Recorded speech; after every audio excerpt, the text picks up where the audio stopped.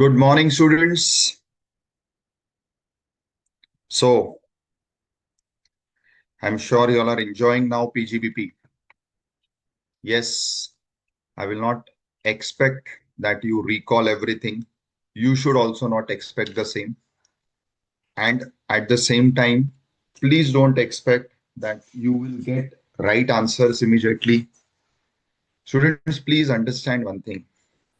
Profession is something which requires consistent, regular practice. Only then can you profess. The word profession, which derives its meaning, its color from the word profess, means to expertise, to specialize through training, through learning, and this specialization cannot happen in a day.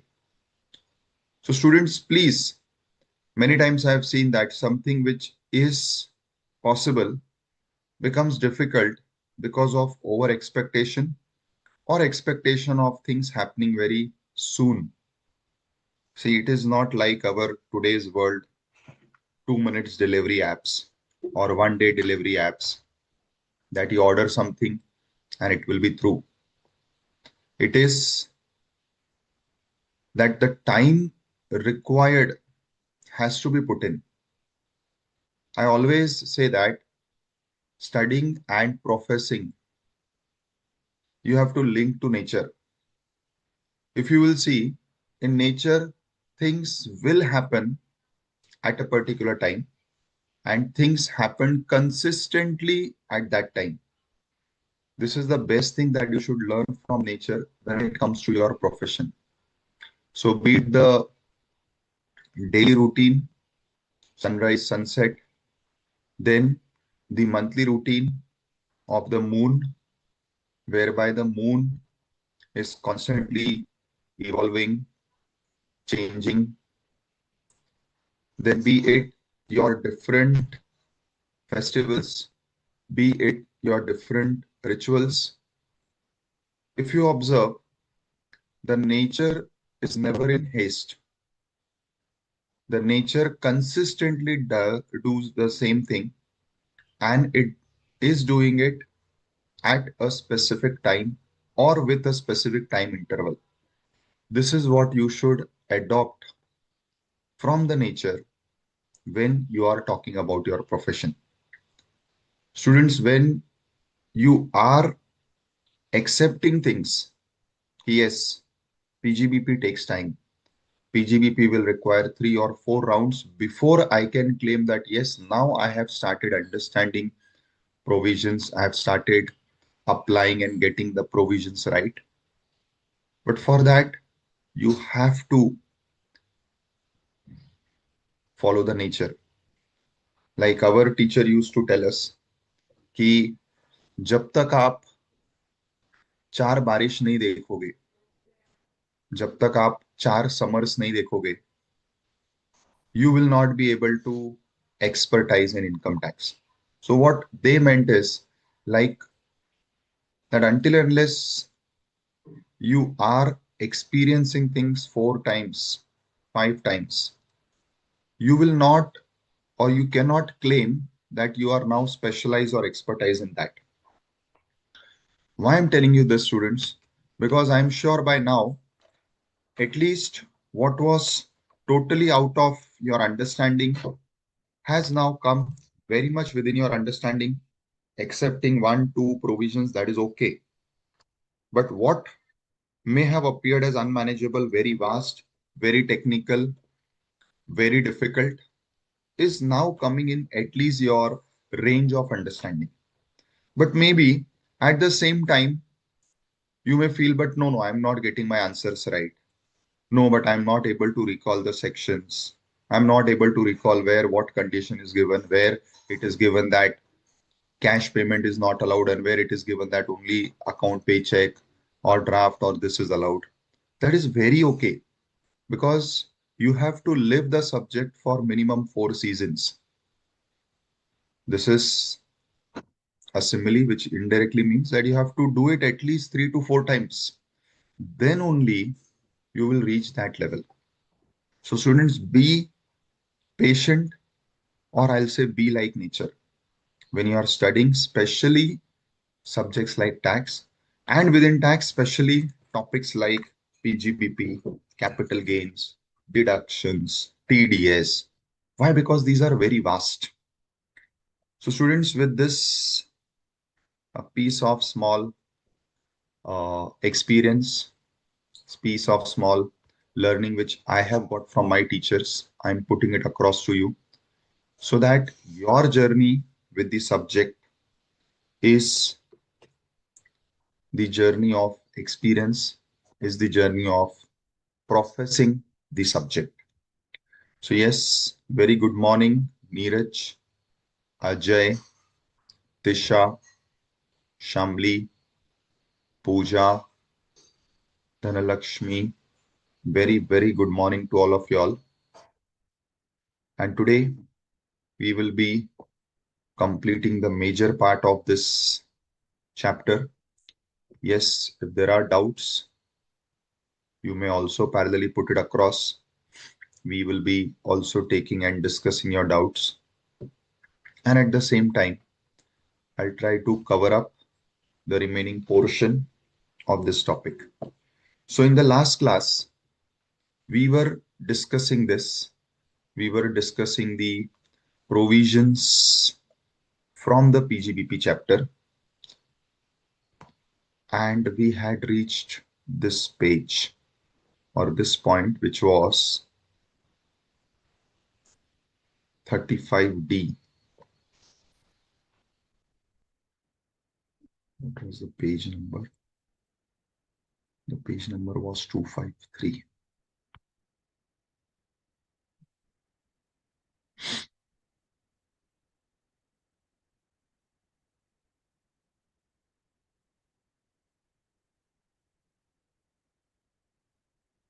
Two five three.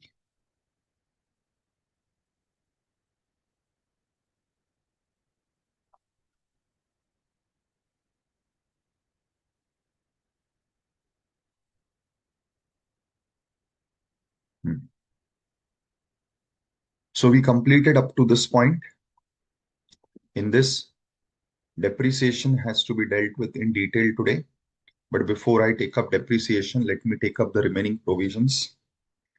So students, we are now going act-wise, we are going section-wise. And now we are on the provision relating to amortization of preliminary expenses. Now you all know what are preliminary expenses, being student of accounts. However, there is some difference when it comes to income tax. As we have been discussing, accounting has its own principles, concepts, conventions, assumptions, and similarly, income tax has its own. Now, what is the difference? In case of accounts, all expenses before commencement of business is preliminary. Fine. Income tax is on similar lines, but with few changes. Now, what are those changes? Firstly, there are two types of expenses which will be considered as preliminary. One, expenses obviously for the purpose of starting a business, but at the same time, where you are intending to expand the existing business, even the expenses incurred in relation to expansion. So your business is already going on, but let us say you want to add one more unit. So for setting up that one more unit, which is part of business, we call it as expansion. And for this expansion also, if you incur the expense, it will be preliminary. So this is something which is different as compared to your account, point number one. Point number two, which is different, is what expenses income tax law considered as preliminary. There is a specific list. So that what you need to understand. Before that, who are the eligible assessees? One is within companies. It has to be Indian company, or other than companies, the person has to be resident. Now, Indian companies, I'm sure you all recall Section 6 which says that Indian company is always resident. So no doubt for Indian companies, they need not give the requirement that it should be resident because Indian companies are always resident by virtue of Section 6. But for non-corporate, that is non-company assessees like individual, HUF, partnership firms, etc., they are eligible for this deduction only if they are resident. So two entities are eligible. In other words, who is not eligible? One is a foreign company, whether resident or not, and all other non-resident assessees. So individual HUFs, partnership firms, etc., who are non-resident, they are not eligible. Now, for new companies, expenses incurred before commencement, and even for existing undertaking, expenses which are connected with extension of existing undertaking. Now, till when? Till the time this extension is completed, that is for setting up of a new unit within the same business, the expenses will still be treated as preliminary. Now, important is what are the expenses which are covered here? So in accounts, you will cover each and every expense before the commencement of business as preliminary. Income tax has restricted. Now, first is those expenses which is treated as preliminary for all entities, and then those expenses which are treated as preliminary only for company entities. So first, for all assessees, including company, what expenses would be treated as preliminary? Expenses that you have incurred for preparing a feasibility report or preparing a project report. Now, when you'll do your articleship, you'll find that these are very common things that we do in our office because as a chartered accountant, you are required to prepare a report which covers the analysis of the technical aspects of business, of the financial aspects of business, costing aspects of business, financial management aspects of business, whereby you prepare the feasibility report. And through this report, the entity is able to determine whether this business would be feasible or not. Similarly, at times, project reports are prepared. Again, project reports can be financial project reports, operational project reports. Then conducting market service and other service. Now, many times new businesses do this to find out what is the market potential of the business or the product that they are planning to deal within. Then you require some engineering related services or work. Now, all these things which are performed and for which expenses are incurred, these get covered in preliminary point number one. Point number two, legal expenses. Now, any business before starting has to enter into legal contracts, has to take legal opinions. So all these expenses which are incurred as far as the legal side is concerned, they will also be preliminary. Now, these expenses, the above four and this one is preliminary for all assessees, including company. Now, next few expenses are only where the assessee is a company. For them only these are required. These are preliminary. So for companies, the above five and these all will be treated as preliminary. For non-companies, only above five will be treated as preliminary. Now for company, what is the additional expense which is preliminary? Again, legal charges, but now for what? For drafting MOA, AOA. Now you all know this. Then for printing the MOA, AOA, then fees for registering the companies, and whenever the company is going for a issue, that is issue of shares, then whatever expenses it will incur in relation to issue like underwriting commission, brokerage, or charges for drafting, printing, advertising the prospectus. Now, all these expenses will be considered as preliminary. Now, besides this, it is saying some other expenses incurred will be considered as preliminary as may be prescribed by the board. However, nothing is prescribed, so this particular clause is empty for the time being. Now comes the important point. Now, whatever expenses you have incurred in this list, let us call them as eligible expenses. So besides these expenses, any other expense will not be covered. Now, let us say this eligible expense comes to rupees 25 lakhs. You cannot directly take deduction of this 25 lakhs, even though it is a total of these eligible expenses. Why? Because you have to compare it with the maximum limit.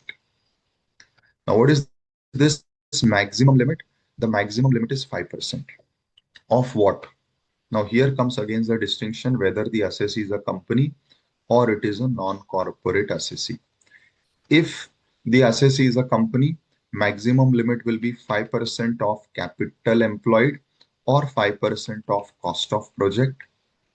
And if the assessee is a non-company assessee, it will be only 5% of cost of project. So for company, you have two things of which 5% can be taken. Obviously, you will take whichever is higher of this. So out of both 5% of capital employed or 5% of cost of project, whichever is higher, that amount will come here. Let us say that amount comes to 20 lakhs.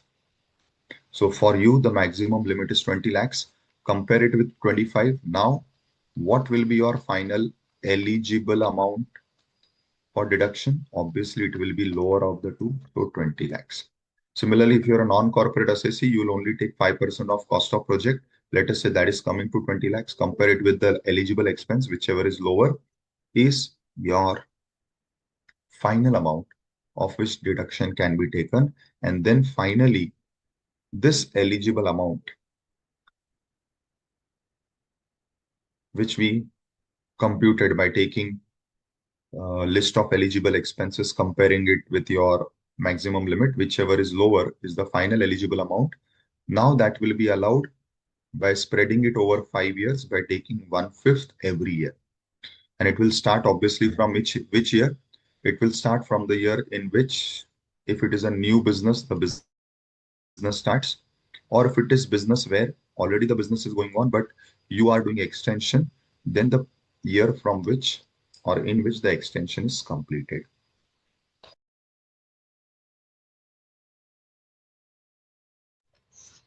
So this is how this preliminary expenses deduction is computed. Now here few clarifications. All these expenses which are eligible, the condition says assessee should itself do this. So you are yourself conducting feasibility report, project report, or where you have hired some outside agency, like you have come to our office and you have appointed us, that is the CA office, for doing this work, then this agency should be approved by the board. So either you yourself are conducting the research survey and incurring expenses, or if you are hiring an outside person, which normally people do because all this work requires some specialized knowledge. So for that, the requirement is that outside person should be an approved agency body by the board. Second clarification is relating to that here this 5% has to be taken either of cost of project or of capital employed. What does both these things mean? So answer is simple. 5% of cost of project or capital employed is nothing but cost of project is the asset side of your balance sheet. So it covers all the fixed assets, or let me call it as long-term fixed assets total, that is cost of project. And similarly, capital employed is the long-term liabilities. So you have to simply go to the balance sheet and you have to check for the asset side. From that, you have to take all the long-term fixed assets. So what can these be? It can be land, building, leaseholds, plant, machinery, furniture, fitting, railway sidings, etc. These will be taken. And where it is capital employed, again, it is your long-term liabilities, such as your issued capital, debentures, long-term borrowings. Now, what are long-term borrowings? Long-term borrowing means where the borrowing is for a period of at least 7 years. So 7 years or more is long-term borrowing. So a total of long-term liabilities is capital employed. Total of long-term assets is cost of project. Now, in case of non-company assessee, you will not have share capital, you will not have debentures. That is why for non-company assessee, you only take 5% of capital employed. That is the asset side. For company assessee, you have both the options. Obviously, out of both, you will take the one whichever is higher. Next, when you are taking this deduction, you have to get your books audited by a chartered accountant, and you have to submit the audit report along with the returns that you are going to file as per section 139(1). And these are the due dates of filing returns. This you will study in the returns chapter. And common condition. Once you have taken deduction of an expense over here, the same expense cannot be taken as deduction in section 30, 31, 32, 33, 34, 35. Means there cannot be double deduction, neither under this head nor under any other head. So that expense will be finalized or closed here once you have taken deduction under the category of preliminary. Then comes the next point, expenses on VRS. So we all know what is VRS. So when you are asking your employee to leave before the completion of his employment term, you have to pay a compensation. This compensation is called as VRS compensation. This compensation will be allowed only on payment basis. And when here the payment is to be done, it is to be done up to 31st March itself. So here you don't have that 43B limit of extra 5-6 months up to filing of returns. So for this section, the payment has to be done up to the date of filing of your returns. And then once you have done this, you will claim the deduction in 5 installments. 5 installment means 1/5 in the year of payment and balance 4/5 in next 4 years, every year 1/5. Again, you cannot claim deduction of this under any other section. Then comes section 36. If you remember, we had discussed this list already. As you can see the markings also. So 36 gives you a list of different expenses of which deduction is allowed. I'll just run through the list. So first is insurance premium. You take insurance policy for securing your stocks. We call it as loss of stock policy in accounts. So whatever is the premium paid on this policy, that is eligible. Then you also pay premium for securing your assets like your building, your plant, your machinery. That, if you remember, is already covered in 30 and 31 sections. So it is not again repeated here because 30 and 31 covers insurance premium for assets. So this section 36(1) clause 1 covers insurance premium on stock. Then second is 36(1)(1)(b). It covers insurance premium on the health of the employees, not life. For life, if you remember, for your own life, that is life of the owner, no deduction allowed. Even for life of employee, deduction is not allowed. However, if you take keyman insurance, which is a special insurance on the life, for that you have a deduction. This may be taken on the life of partner, director, employee. You have a deduction, but that is covered in 37, not under this section. Then the next deduction under clause 2 is bonus commission that you are paying to your employees. So bonus commission, which is payable to employees, is allowed as deduction. Just remember 43B applies to bonus commission. So this will be allowed as deduction only if this amount is actually paid up to the due date of filing returns. Then interest on loan that you have taken.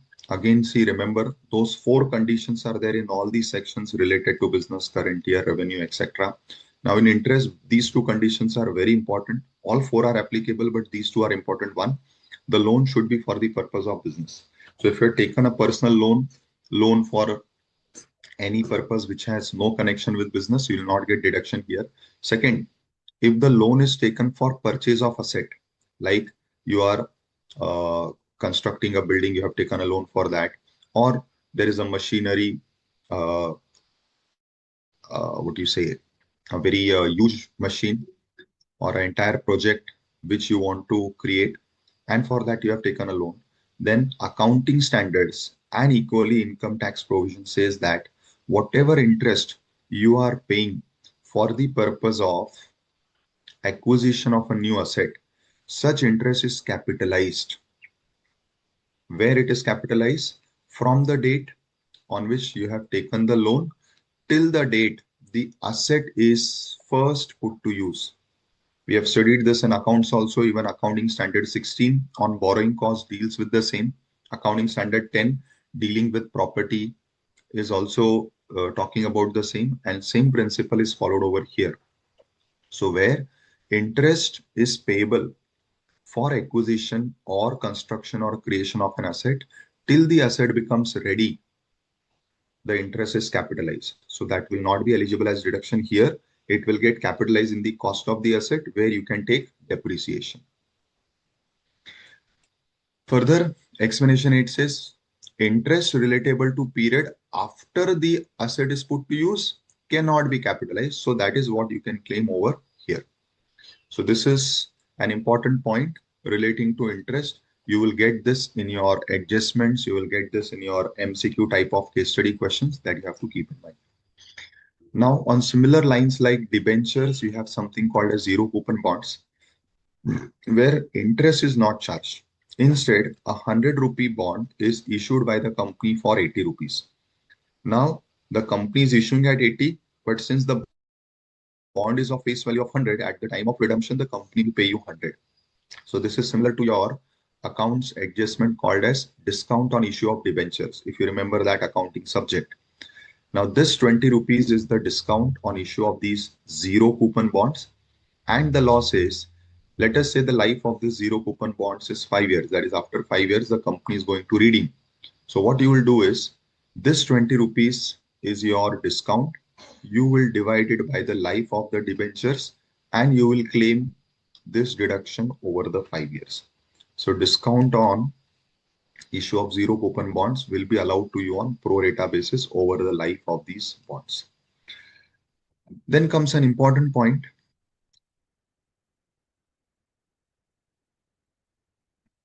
Now, in Provident Fund and all, you have employee plus employer both contribution.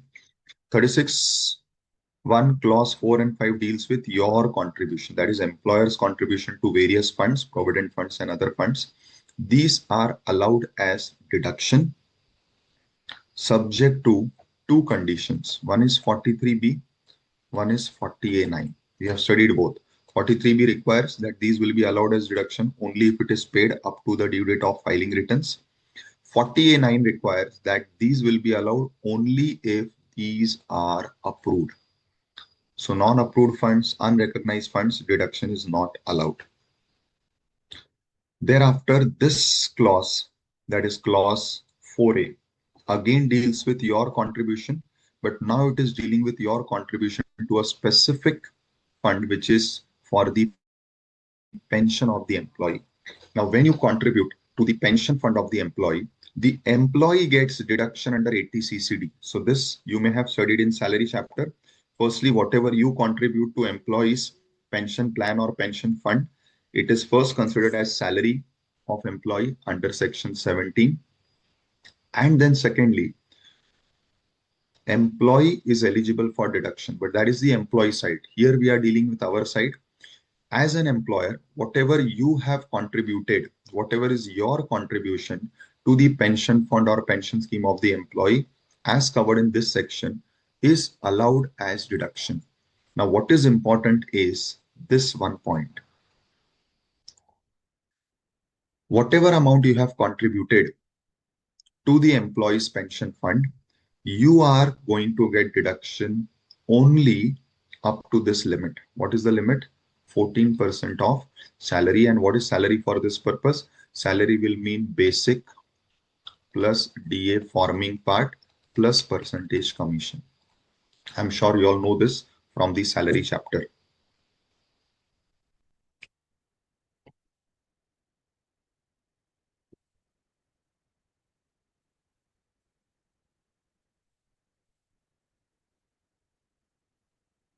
Now, for provident funds and other funds, amount is allowed. There is no upper limit. But where you are contributing to the pension fund of the employee, there is upper limit. Again, both conditions are applicable, 43B, 40A9. So both conditions are applicable. So here also 43B, 40A9. Here also 43B, 40A9. Now comes a very interesting section. In the above two clauses, You were taking deduction of your contribution to employee funds. Now, interestingly, whatever is employees' contribution, that is also treated as deduction for you. Now, this is interesting. What you contribute from your pocket, we can understand it is your expense, you take deduction. But how come what employee is contributing from his pocket, how can you get deduction of that amount? Now, this is something very, very important and interesting to understand this point.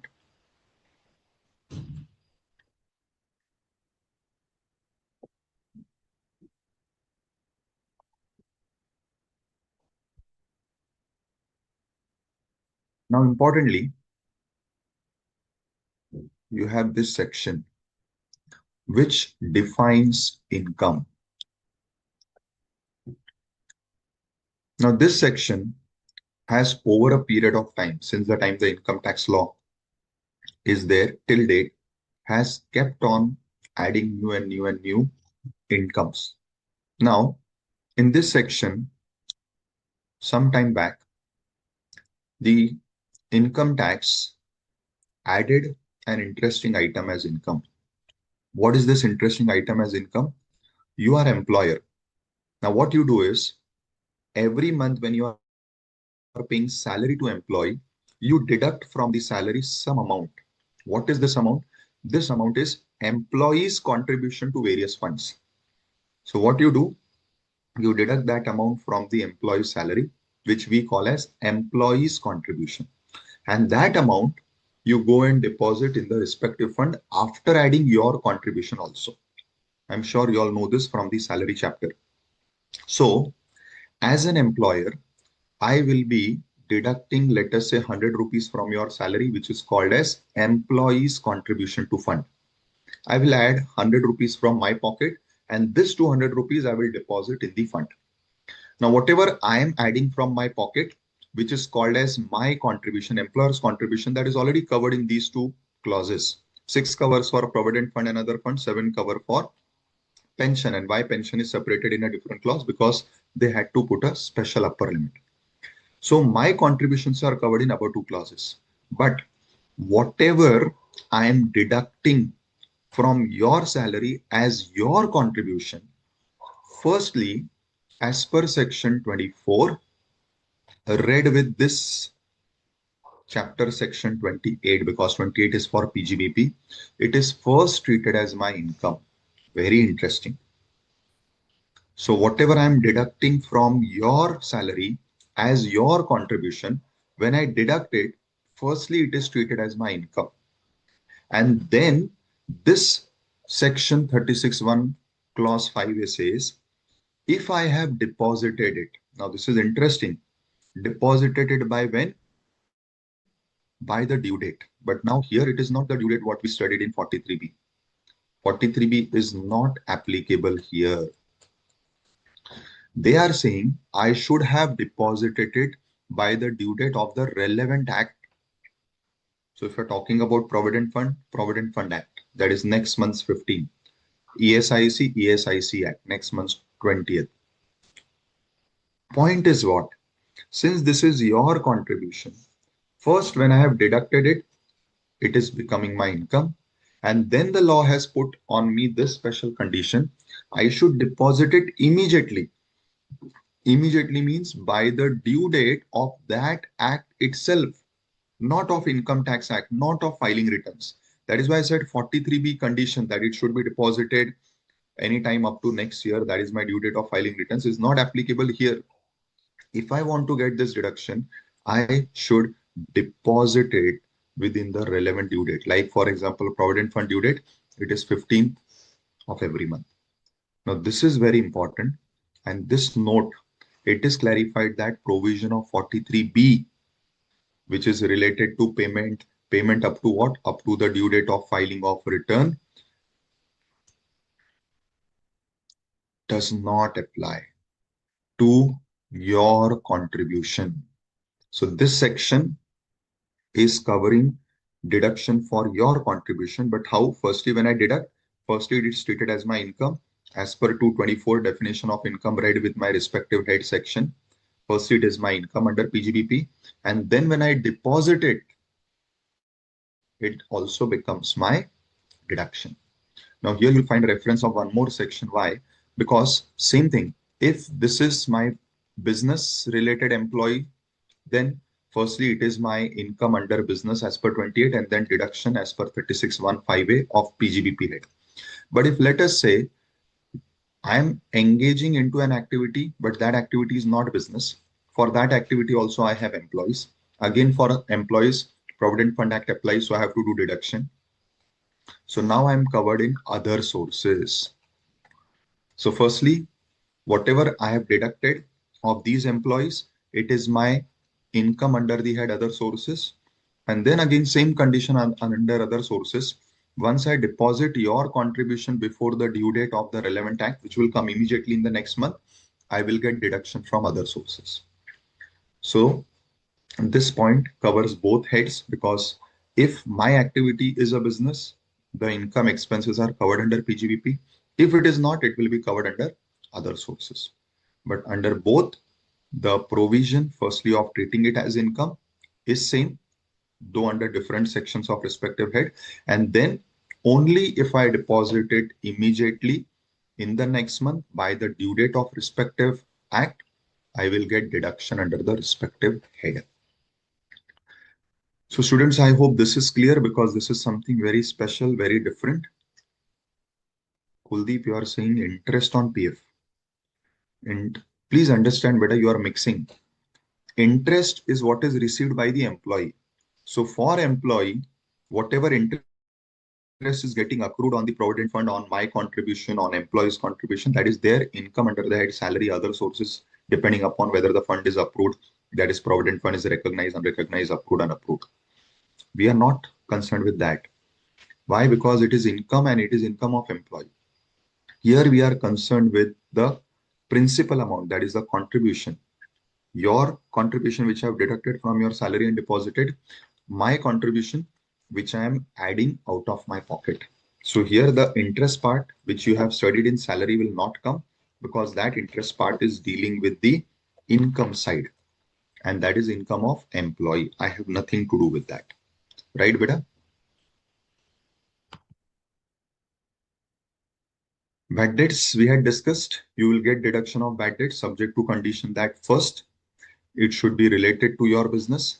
Secondly, the debt should have been already taken into account in your business. And most important condition for which, if you remember, we had discussed a practical question that we will allow you deduction only if you have written off these debts in your books. If you don't write off the debts in your books, it will not be considered as deduction even in PGBP.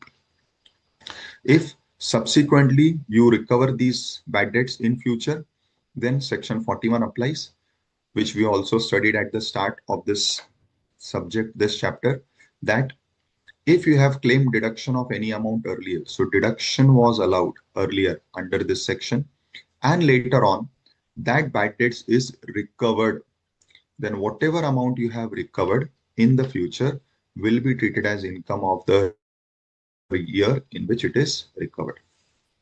Then comes next deduction. We have discussed this also in detail, which is under 3619. This is allowed only to a company and this is expenses on family planning. Now in this, if it is revenue, it is allowed full, but if it is capital, you can claim deduction by taking 1/5 every year. Allowed only to companies. So if the assessee given is individual HUF, you will fully disallow the expense. Then comes security transaction tax, commodity transaction tax. If you are in the business of share trading, if you are in the business of commodities trading, that is both these are part of your PGBP, then only you can get deduction of the STT or CTT paid. This you have to pay because you are doing transaction through stock exchange and stock exchange makes this compulsory. So these expenses will be allowed as deduction provided you are in the business of trading. Then comes the last section for deduction, which is section 37. Now this section 37 is the residuary section. Residuary means no name is given of which expense will be covered. It simply covers all expenses, all, which satisfies the four golden rule. Expenses related to business, it is current year, it is revenue nature, and it is not an offense. That's it. So this section is designed because see, between 30 to 36, we have covered around 25 sections. But it is still not possible to cover all expenses because if you recall your accounts P&L debit side, it may cover or there may be 100 of expenses there. We cannot include everything.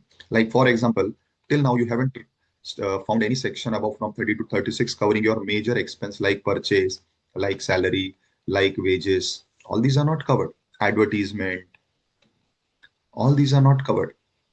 Why? You have one common section for all these. So these are all main or major expenses. All are covered in this section 37. Now, what are the conditions? Firstly, the expense should already not be covered in the above section. That is obvious because if they are covered in above section, you don't require 37. Then it should be related to the particular year. It should be related to your business. That is related to business current year. Then it should be revenue in nature. That is obviously our main requirement. So four conditions related to business, current year, revenue nature. And then last is it should not be in the nature of an offense. So you'll find that similar conditions are put: personal not allowed, only exclusively for business, capital not allowed, and it should not be prohibited by law or it should not be in the nature of an offense. Now here, some important points. Keyman insurance policy, which I had already discussed above, will be allowed as deduction under section 37. So Keyman insurance, which is a type of a life insurance, but it is a very particular type of life insurance taken by a business on the life of the partners, directors, employees who are the key person of my business. So I'll get deduction for that. Then explanation 1 says that expenditure which is incurred for any purpose which is an offense or which is prohibited by law is not allowed. So that is covered above also. Then explanation 3 says that expenses incurred by the assessee for any purpose which is an offense is prohibited by law would include and would deem to have included the following expenses. So it means all these expenses whose list is given over here will be disallowed because they will be deemed to be for an offense. So what is covered in this list? So your expenses is incurred for any purpose which is an offense under any law for the time being in force either in India or outside in India. So it is not that that particular act should be an offense only in India. Even if that act is an offense by any law outside India, still that will be disallowed here. Then importantly, if you are engaged in some profession, like I'll give you practical example of this. So let us say you are a doctor. So you are in the medical profession. Now you cannot receive any benefit or perquisite. As a doctor, you cannot receive any benefit or perquisite from whom? From pharmaceutical companies. So if pharmaceutical company is giving the doctor any benefit or perquisite for recommending their medicines, for pharmaceutical companies, it will be considered as a disallowed expense. Why? Because doing this is considered as an offense. So what is given? Any benefit in whatever form to a person, whether or not carrying business or exercising profession, and acceptance of such benefit profession purposes is in violation of any rule or regulation. So I've given you practical example of this. So if a pharmaceutical company is giving to doctor some perquisite like a motor car, a foreign trip, why? So that that doctor prescribes the medicine of that particular pharmaceutical company, then such an expense in the hands of pharmaceutical company will be considered as disallowed. Why? Because this is violation of the IMA guidelines. Next, wherever there is compounding of an offense and that offense is an offense in India or outside, that is also not allowed. Then to settle some proceedings which is initiated, why? Because there was a contravention of any law notified by the central government, it will be disallowed. What could be those laws? So they have given a list. So you find that in this list, all those expenses are covered where there is some law applicable and that law has made that anything, a prohibition or an offense. So expenses relating to that will be disallowed. Next, what is disallowed is CSR expenses, even though these are mandatory for company as per the company law provisions only. So you have to do it compulsory as per one act, but income tax law says, sorry, we don't allow it. Why not? Simply for the reason it has nothing to do with my business. However, one thing is clarified here that if these CSR expenses are of any nature which is already covered in 30 to 36, you will get deduction, but not under 37. So it is disallowed under 37, but under 30 to 36, if they are covered, like it may be covered in donation of scientific research or donation of any other activity like uh,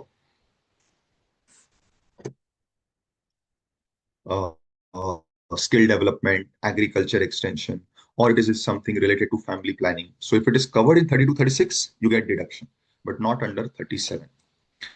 Similarly, if you are doing advertisement, it is allowed under 37, but if it is in the souvenir of political parties, in the brochure of political parties, it will be disallowed.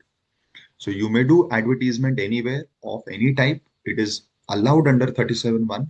But if it is in a souvenir brochure of political party, it will be disallowed.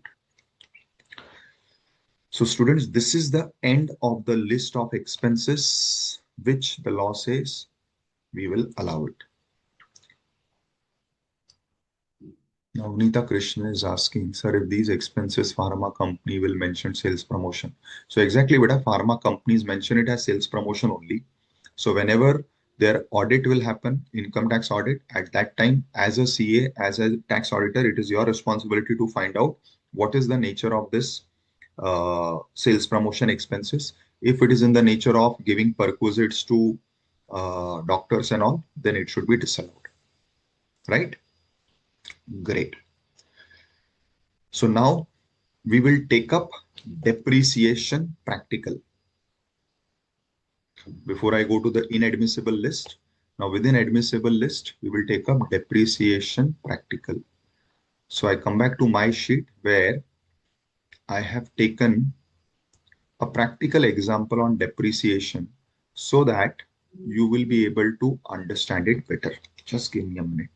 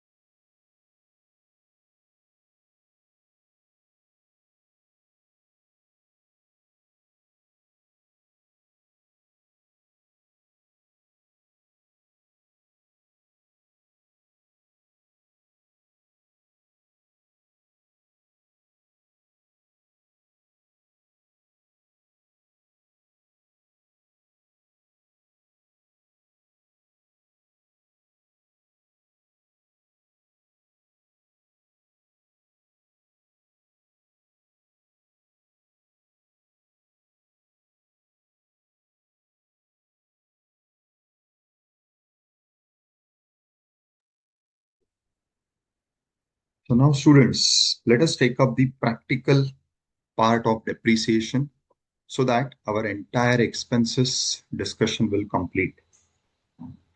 Kuldeep says, so we need to see the nature and intent of expense as auditor to decide. Yes.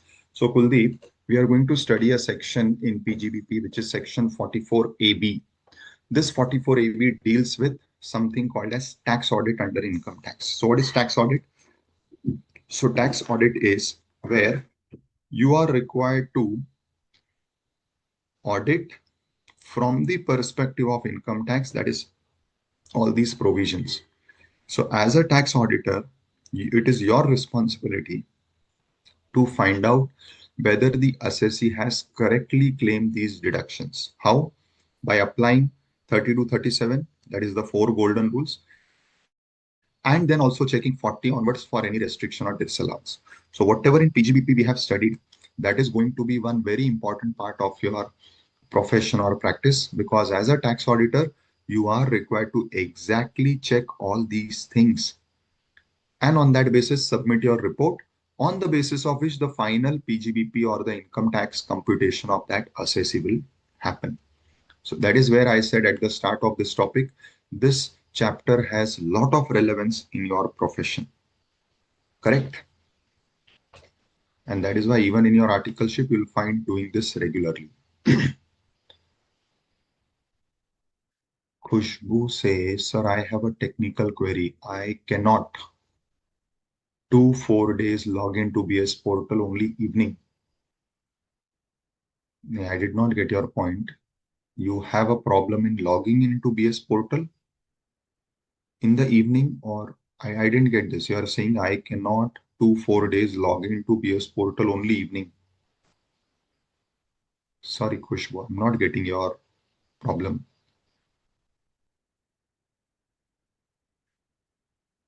See, Kuldeep, tax audit and statutory audits, what is the difference or what is the point? See, statutory audit means any audit which is made compulsory by any statute. So if you're a company or Companies Act has made some audits compulsory for you. Now, generally, for companies, for trust, for these entities for whom there is a governing act. So Companies Act, Trust Act, Banking Act, Insurance Act. So when you are getting audit done as per your parent act, we generally call it as statutory audit. But even audit which is made compulsory under Income Tax Act, of which we are just talking about, that is also a type of statutory audit, but we generally call it as tax audit, because for statutory audit, this word is generally used by people to represent audit made compulsory by your parent statute. So even Income Tax Act is a statute. So technically, even our tax audit is a type of statutory audit. But in practice, we refer to statutory audit only those audits which are made compulsory by your parent statute. And then other acts making your audit compulsory, like Income Tax Act, or let us say tomorrow you are covered in Competition Act. That act has asked you to get some audit done, or you require to get cost audit done. So we call them separately, though these also are technically statutory. Khushbu is saying, sir, BOS portal is not open. Okay, but I'll check. I'll ask the technical team to check what is the issue. Ashlesha says, same here. In evening, ICAI site not accept login. Acha. Okay, so you all are saying in evening, you are not able to log in last 4 days. Okay, I'll check with the technical team, beta. Okay, Prerna is also the same. Okay, so it means in portal there is some issue. I'll check with the technical team. So you all are saying that you all are facing some issue in the evening, not able to open BOS app or not able to log in. Which students? Sir देखिए ना, प्रेरणा ने लिखा है, अश्लेषा ने लिखा है, खुशबू ने लिखा है कि इवनिंग में they are having problem joining the portal और logging into the portal. They are saying it is only happening in the evening, and it Sir, is happening for last. maybe there is some net issue, but there is no issue from our side. Okay. Ashlesha is saying, I am attending YouTube CA live. Has no option. Acha, so you are saying the CA live is not having option. Student, when you face this type of problems, then write in the WhatsApp group. Perfect. I have already So, provided the WhatsApp group link. ah, so sir is providing you the WhatsApp group link. If you are not there, please join it. And please put these queries there so that our technical team will immediately check and get back to you personally on that. Fine, students? Okay, Harsh. So now sir has already said what you should do. So you all put these queries, what you are mentioning, in the WhatsApp group so that it will be reverted to you personally. Yes, Ashlesha, please do the WhatsApp so that you will get immediate response there and it will be addressed individually. Okay, Nagaraja is saying you have to clear the cookies history. Okay, try this, students, because Nagaraja is saying he is not facing the problem, but maybe because of cookies, you may be having that problem. Okay, fine, fine. So let us proceed.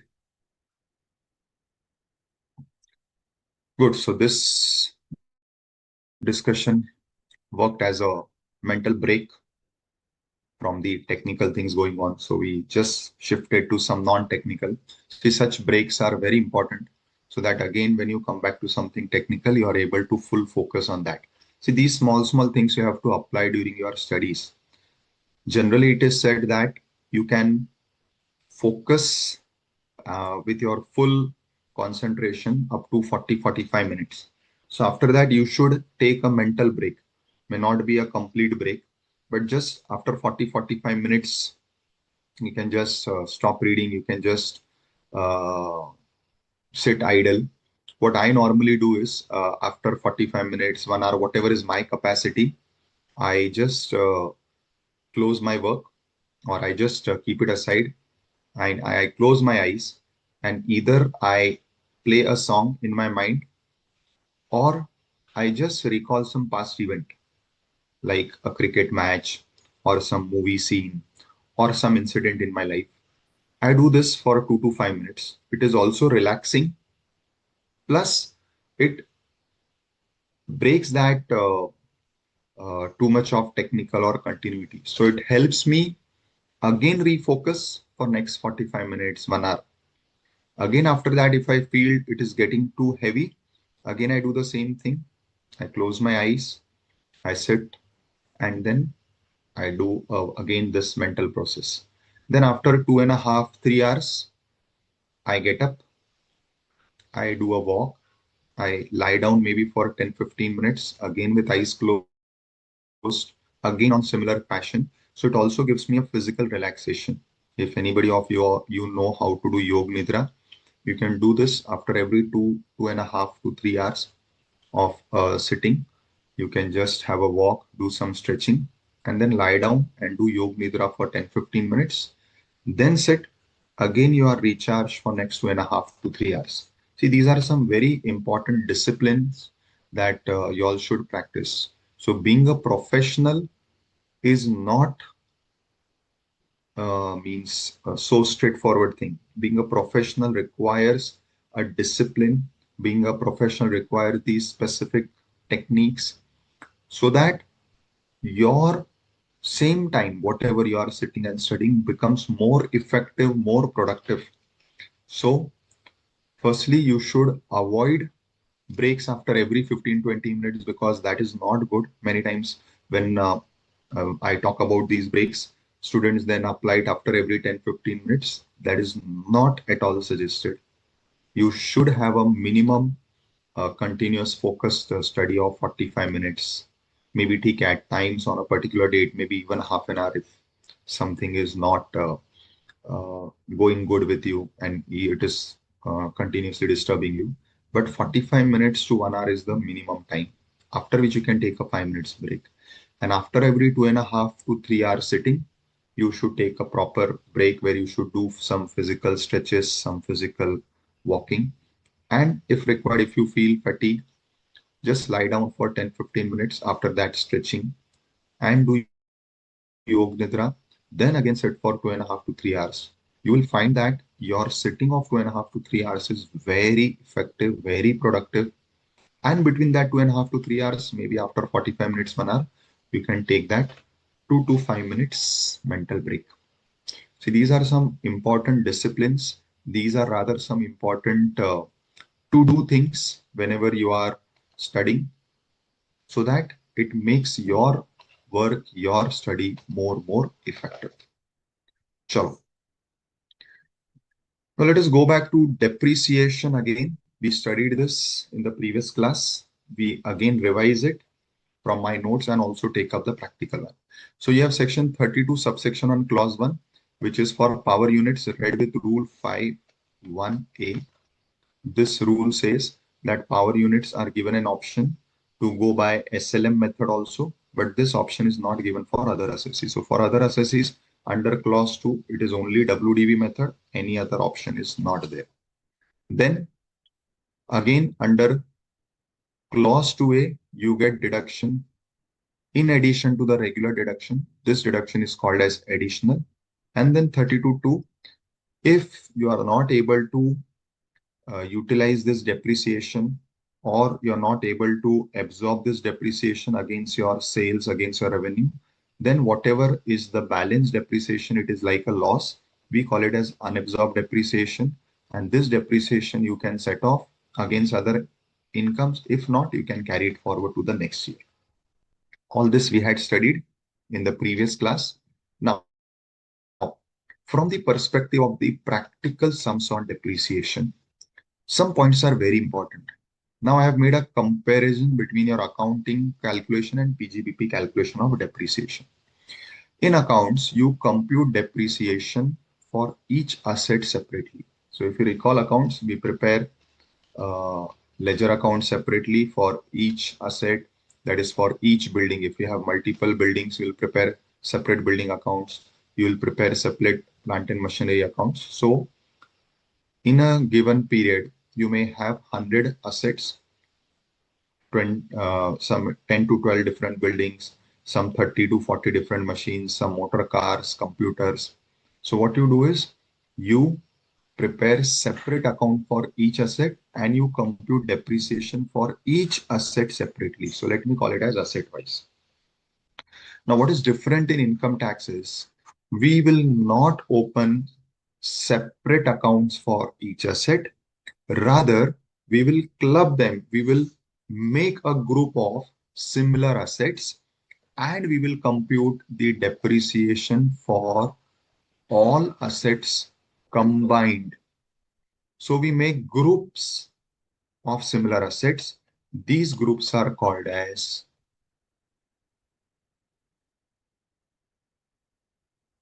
So if you recall, when we were discussing depreciation in the previous class from our module, there was this name coming again and again, block of asset method, block of asset method. What is this block of asset method? So in income tax, even if you have 100 assets, in accounts, you'll have 100 accounts. But in income tax for 100 assets, you will have maybe 10 or 12 blocks. Maybe it may also be only 4 or 5 blocks. What are blocks? Blocks means groups. So similar assets put in one group. Similar assets put in another group. So I'll show you.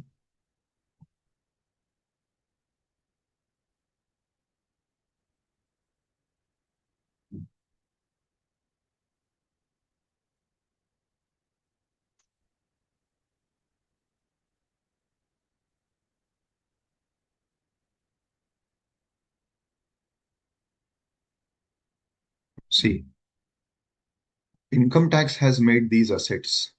For building, it has only 3 groups. One, building which is for your residential purposes. So all buildings, you may have 12 buildings at different places. Some are guest house, some are employee quarters. So all these will be put in one category, one basket called as one block, and the rate is 5%. Again, those buildings which are other than residential, so all your commercial places like your factory buildings, your warehouses, your depots, your corporate office building, your any other building which is used in the business, which is not a residential complex, so your administrative block, all these will be put in the second block. So second group will cover, let us say again, 10, 12 buildings, but all which are non-residential, that is, which are for production purposes or for administrative purposes or for office purposes. Then the third block covers those buildings which are having some special use, like here for installing machinery and plant forming part of water supply project, water treatment system. So these special purpose buildings are put in 40% block. And the fourth category of buildings is all the temporary structures, wooden structures. So at times you erect a structure which may have a life of 2, 3 years because your work is also of 2, 3 years. Such temporary structures would come under the fourth block. So maybe you may have 25 different buildings for different purposes, but those 25 buildings will get covered in these four blocks. So maybe in a block you may have 10, 12 buildings, in another block you may have 5, 6 buildings, in some block you may have only one building. So you get only four blocks for all buildings combined. Interestingly, you may have multiple furniture items purchased at different points of time. In fact, furniture is something which we keep on purchasing every 2, 3 years, either because the earlier one is damaged, destroyed, or has become very old, or because you keep on adding new requirements. So you keep on purchasing chairs, tables. These are very common. But for all furniture combined, you have only one block. So even if you are regularly buying furniture, adding furniture, all will fit in the same block. So for furniture, there are no 2, 3 blocks, separate blocks for chairs, separate blocks for tables, something. No, everything, sofa, table, everything under one block. Then in machinery, again, you have few categories. So you will classify your machinery into these categories. But as you will find, see, all these are very specific machine, life-saving medical equipments, machinery installed, which is for the purpose of providing infrastructure. So these are very specific machines, aeroplanes, etc. What is commonly required by us is one, motor cars other than used in running on hire, motor cars other than used in business or running on hire, motor cars used in the business of running them on hire, motor car used in the business of running them on hire. So why you have two categories? Because of the dates. Then what is commonly required by you is this computers. And the last one, majority of your plant and machinery are general, because baki remaining list is specific. Then in books, again, books are, if you remember in the previous class, we have discussed, read the definition of plant, which includes even books. So books are also covered in plant and machinery, but having a separate block of 40%. Then ships having three different categories. And again, all intangible, whether you have patents, you have copyrights, they may be all different patents, copyrights, but everything is merged in one single block of intangible assets. So understand this, students.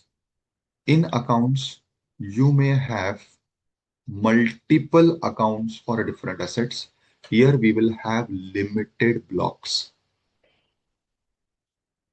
What is Tisha asking, sir? Will this block remain same under new income tax? Yes, beta. So even new income tax act has same blocks. Sir, electric vehicle, how many depreciation percentage we can take? See, but electric vehicles, check here. So firstly, it is plant and machinery. Now check this list of plant and machinery where electric vehicles are covered. Interestingly, electric vehicles are not having any separate category. So it will be covered in your regular motor vehicle category. I don't find any specific this. Now here only in block 13, you have one specific thing, but with some specific requirement. So renewable energy saving devices, including the devices specified in 1, 2, 3 below, electrically operated vehicle, including battery powered or fuel cell powered vehicle. So this is where if you have a electric motor vehicle which is satisfying the conditions given over here will be covered. It is covered in the 40% block. Other than that, all other vehicles will be covered in your general block of motor vehicles, which is the 15% block. This one. Correct? Understood?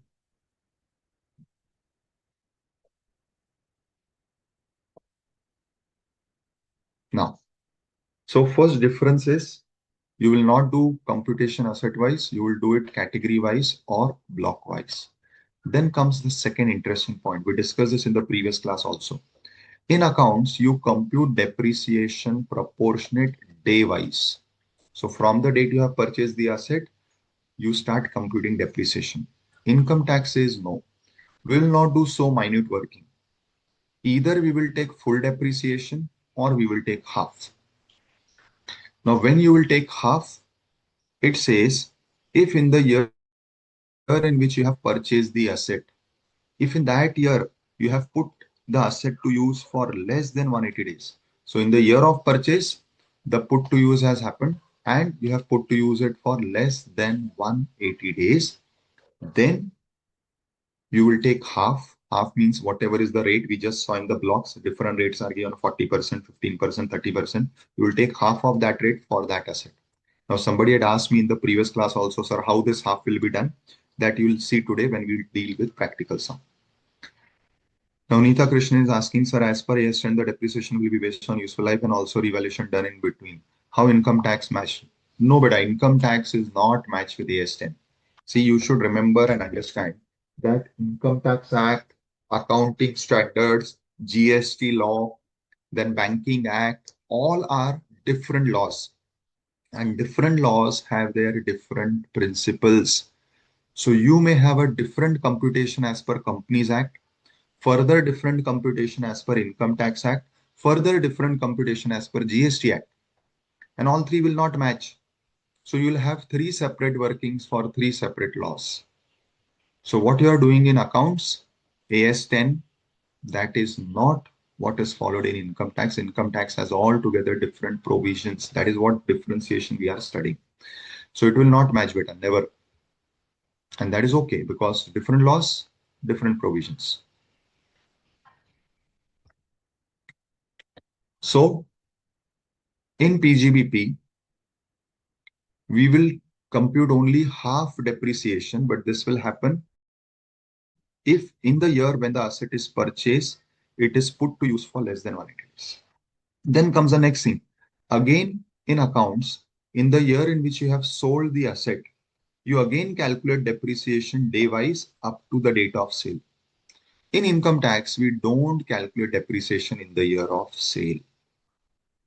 And interestingly, again, when you are selling the asset in accounts, you compute the profit and loss of the asset sold and you put it in the P&L as debit or credit. Interestingly, in income tax, we have something called as capital gain because whenever you sell your asset, the profit or loss goes in the capital head category, which is capital gain. But interestingly, we will not calculate capital gain for each asset sold.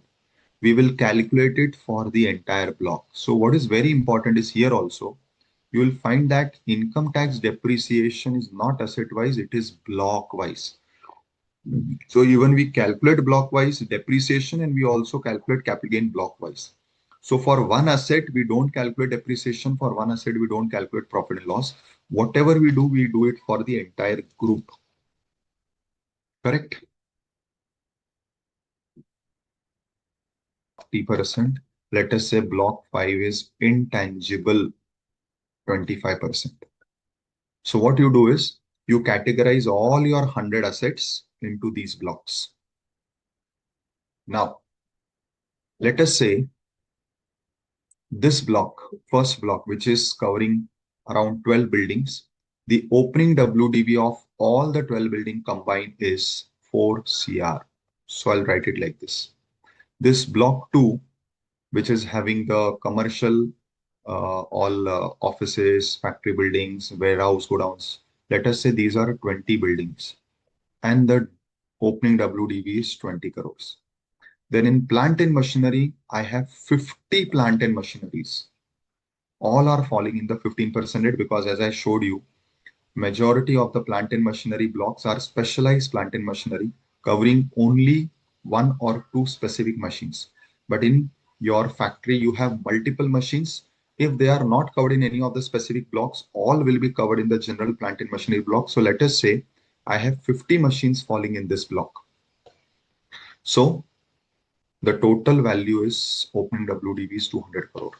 Similarly, I have plant and machinery 40%. So these are those electrical vehicles. Let us say I have 10 of those vehicles, and the value of this is, let us say, 80 lakhs.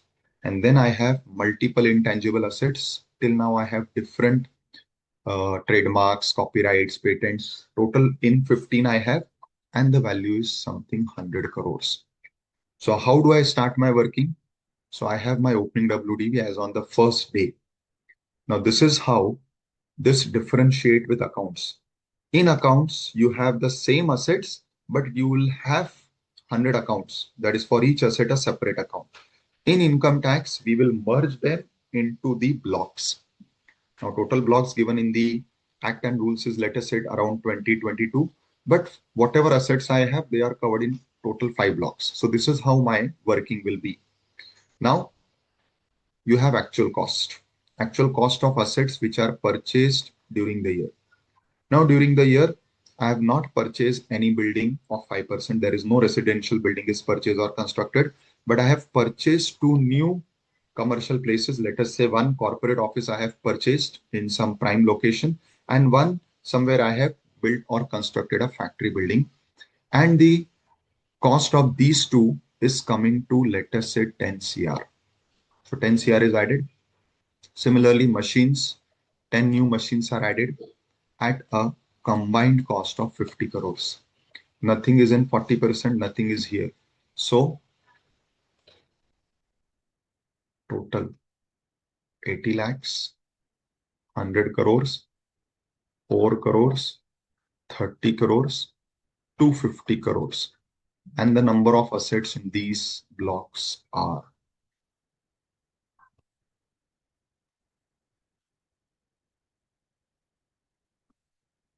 right?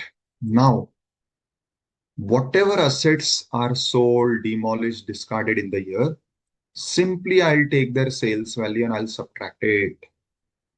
So let us say out of this 12 old buildings, 2 buildings I have sold off in the year, and the sale value of these 2 buildings both combined comes to 0.5 crores. Again, out of my commercial buildings, 5 buildings I have sold off, and the combined value of these 5 building sale values coming to 2 crores. Out of machines, I have discarded 5 machines because they have become obsolete, and let us say the combined value comes to 5 crores. So 80 lakhs, 100 crores, 3.5 crores, 28 crores, and 245 crores. Now, how many buildings are left here? 10. Here, how many are left? 17. How many are left? 55. How many are left? 10 and 15. Now, students, this is what is called as WDV under 43.6. So, opening plus purchase minus sale is what is called as WDV. And I will find it out on the last day of my previous year. And now on this WDV, I will be doing my depreciation working. Now, as we discussed in the theory in the last class also and today also, that regular depreciation is there, and for some people, additional depreciation is there. Now, importantly, students, this regular depreciation is calculated on this balanced WDV, which we just found out for each block. Additional depreciation is computed on the actual cost. If you remember last lecture's discussion, additional depreciation is calculated or is allowed only to a manufacturer on new plant and machinery only. And the plant and machinery should be used in production and not having a depreciation rate of 100%. These are the conditions for which additional is allowed. So additional is not allowed here because these are not plant and machineries. Again, this is a plant and machinery, but since this is motor vehicle, again, additional depreciation is not allowed. Why? Because this motor vehicle is not used for production. Only here I will get additional depreciation, that also only of the assets purchased, subject to the condition that these are new plant and machineries. So I will get additional depreciation. Regular depreciation I will get for all assets. So this is the difference. Normal, that is regular, and additional. Additional is allowed subject to conditions, not allowed to everyone, not allowed on all assets. Normal is allowed obviously on all assets. You will compute the respective depreciation. You will subtract the depreciation. So you will get your closing WDVs after calculating and subtracting the depreciation. These closing WDVs will again become opening of the next year. Now, from this, you'll understand, students, that this particular WDVs of 10 machines, sorry, buildings, this is of 17, this is of 55, this is of 10, this is of 15. Now, next year, when they again become opening for the next financial year, you only know the combined value of these assets. You never know the value of individual assets. This is why in future, whenever any of these assets are sold, you cannot find out profit or loss of individual assets. So in accounts, you find out profit and loss of individual asset. Here we cannot find profit and loss, that is capital gain of individual asset. In future, we cannot compute depreciation of individual asset. Whatever computation of depreciation is done, whatever computation of capital gain or loss is done, it is done for the block. That is what is very, very special in income tax. If you have understood this basic, then we can go to the detailed conceptual sum. Firstly, is this clear to you all, students? The difference between how accounts do depreciation and profit and loss computation and how income tax does. This is the differentiation. Clear to all?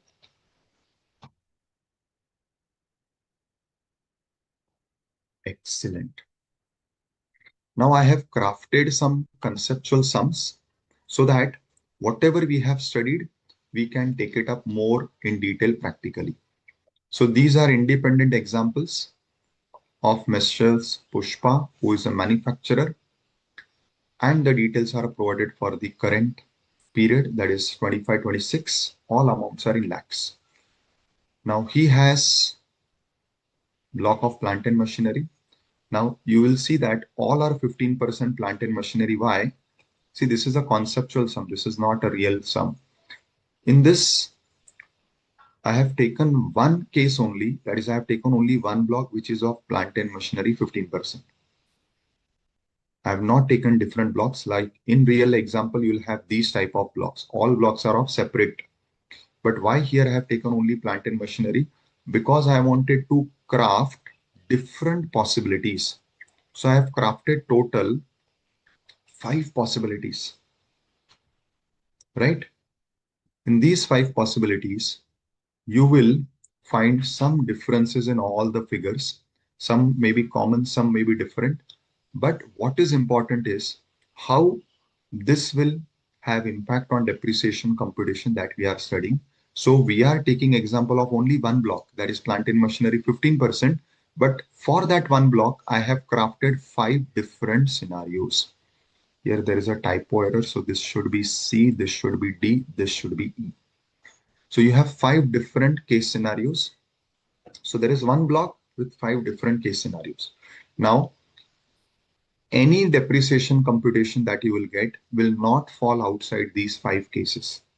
So your depreciation computation will have maximum 5 possible case scenarios. So if you understand this 5, entire depreciation is covered. Now, again, I repeat, it is only of one block, that is plant and machinery 15%. But 5 different situations. So since it is the same block, opening WDV for all is same. So you have total 3 machines in the block and the opening WDV is 1000. Then you have purchased 2 machines. One is machine X, one is machine Y. Again, since the block is same, the purchase value is also same. But what is the difference is? Difference is here. Both machines X and Y are purchased on 15th May. And in case A, that is the first case, both machines are put to use on the same date, that is on 15th May. But in all other cases, that is from B onwards, B to E, machine Y is put to use on 15th October, that is at a later date. So X is put to use on the same date, but Y is put to use later. This will happen from B to E. What is changing in all these 5 scenarios is the sale. So you have sold two machines out of your opening. So in opening you had three. So you have sold two. This is sold for different values. And in last option, you have sold all the machines. So this is how students in the same block, you have five different possibilities. Now we will understand all these five possibilities so that entire depreciation mechanism will be clear to you all.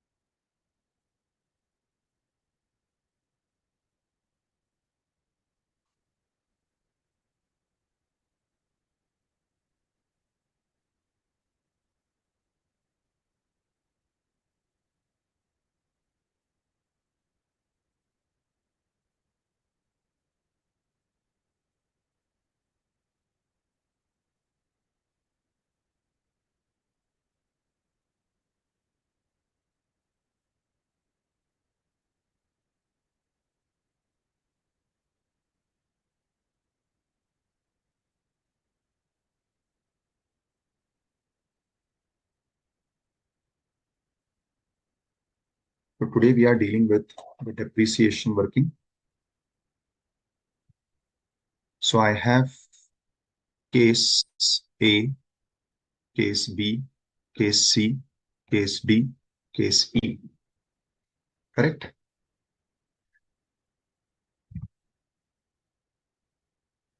Opening WDV plus asset purchase during the year, total minus sale value, and this will be my WDV under section 43.6.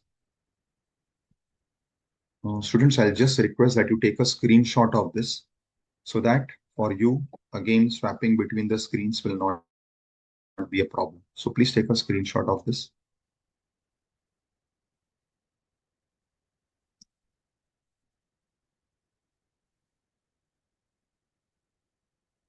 Done.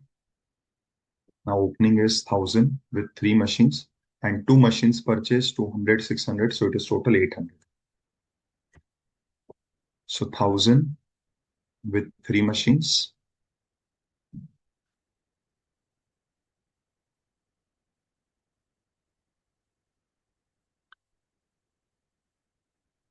And then 800 of two machines.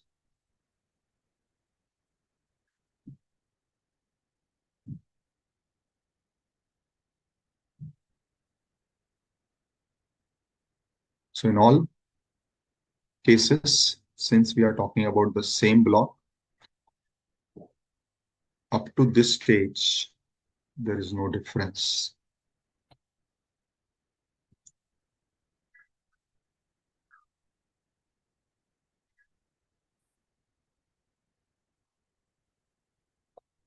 Right?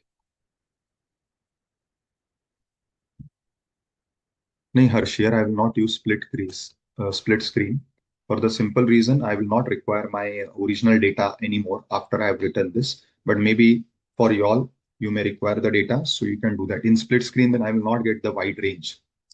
So I remember you had taught me how to use split screen in the previous class, but here I don't require split screen because I don't have to go back to the data again and again. Now sale value 650, 800, 1250, 650, 800, 1250, 1950, 1450, 1950, 1450, and this is of two machines out of the opening machines.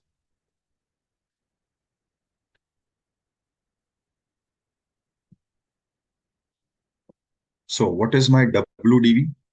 Now this difference, this balance is called as WDV under the PGBP. So 1800 minus 1650 is 1150 with three machines. 1800 minus 800 is 1000 with three machines. 1800 minus 1250 is 550 with three machines. This is nil. Why? Because sale value is higher. And this is again nil. Why? Because one correction, this is all assets are sold. So since the block has become nil, even though there is a value, we will ignore that value. We will call it as nil. Yes, yes, yes. I've done that. All machines sold. Correct. So up till this point, students, I hope things are clear. Now see how depreciation computation happens.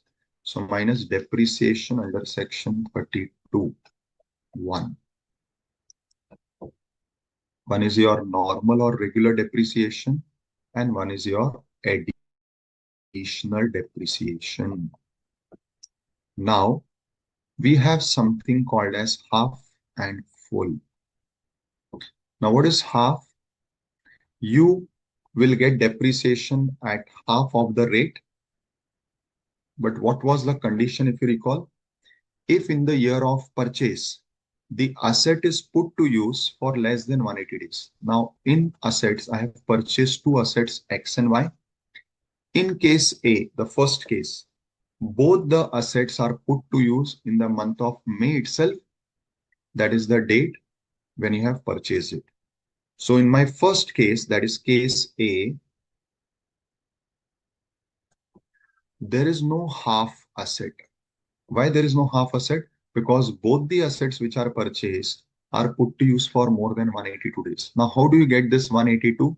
Simply, if you do calculation, you will find that October 2nd, or if it is a leap year, October 3rd is the cutoff date. If your asset is put to use after this date, it will be less than 180 days. If it is put to use up to this date, it will be 180 or more. So if my asset is put to use before this date, it will be more than 180 days. If it is put to use after this date, it will be less than 180 days. Now, if anybody wants, you can start doing one thing. From 31st March, do backward calculation of 180 days. You will get this. Fine. So in first case, since both the assets are put to use for more than 180 days, there is no half depreciation. Now coming to important point. Remember students, this normal or regular depreciation has to be calculated on the WDV value. How much is my WDV value? My WDV value is 1150. What is my rate of depreciation? It is 15%. So this is how I will calculate my regular depreciation. So my regular depreciation is 1150 into the rate, which is 15%. Correct? Just the date is not 30th September, as I explained, it will be 2nd or 3rd October technically. Now coming to additional. Now, before you compute additional, you have to check the conditions. Are you a manufacturer in this question? Yes. Is it a new plant and machinery? Yes. Is it used in production? Yes. Is it having the depreciation rate of 100? No. So all conditions satisfied, you can take additional depreciation.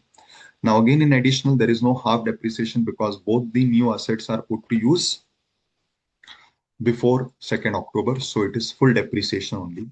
Now, interestingly, this additional depreciation is allowed only on new assets, and new assets value is appearing here. So when you are calculating additional depreciation, you have to take this value for additional. So I'm having additional depreciation on 800. And what is the additional depreciation rate you studied? It is 20%. Now, let me inform you one more important thing. You will compute this additional depreciation only if you are in the old scheme. Additional depreciation is not allowed for new scheme. So if somebody is in the new scheme, additional depreciation cannot be taken.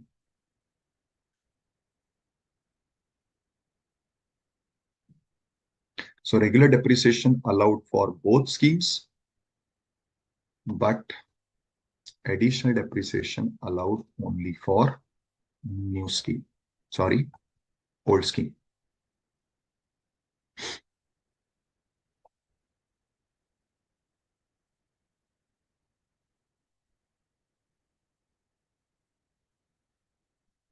So you get the amount here. You deduct this amount. So you get your closing WDV, right? I'm not getting into the figures because for me right now the figures are not important. The conceptual working is important. I hope things are clear up to this point, students. Now, the interesting part will start. What is this interesting part? From case B onwards, the bifurcation given is X is put to use in the month of May itself, but Y is put to use on 15th of October, that is after our cutoff date. It means for us, Y is the machine which is liable for half depreciation. Now comes the important part. How do you do this computation of half depreciation? Simply, now since you know that Y is the machine which is put to use on 15th October, that is after the cutoff date. So definitely the put to use period of Y is less than 180 days. So Y will be liable for half depreciation. Now what is the cost of Y? The cost of Y is 600. So what I will do is I'll take 600 and I will take half depreciation. What is my normal rate? It is 7.5. So I have taken, sorry, my normal rate is 15%. So I have taken half, that is 7.5. Now, importantly, I had explained that normal depreciation is to be computed on which value? WDV. But my normal depreciation is divided in two parts, half and full. So for half, I've taken 600, which is the value of Y. So how much I will take for full computation? So I have to take depreciation on total 1000. So out of 1600 is half. So balance 400 is full. So this is how you get the half and full depreciation. Students, please check and let me know if you have understood the half and full part, because this is the only part which you have to understand. Baki everything is pretty simple. In fact, this is also simple, but since this is something different from your accounts, at times it creates slight confusion.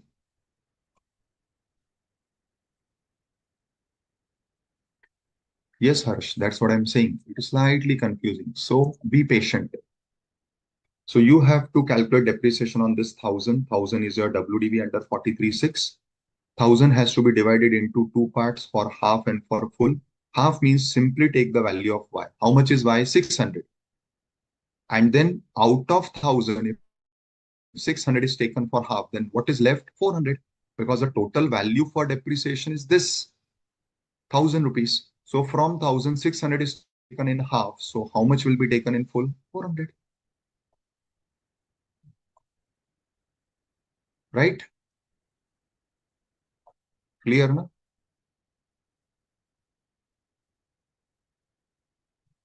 Ajay beta, new tax regime is the default regime.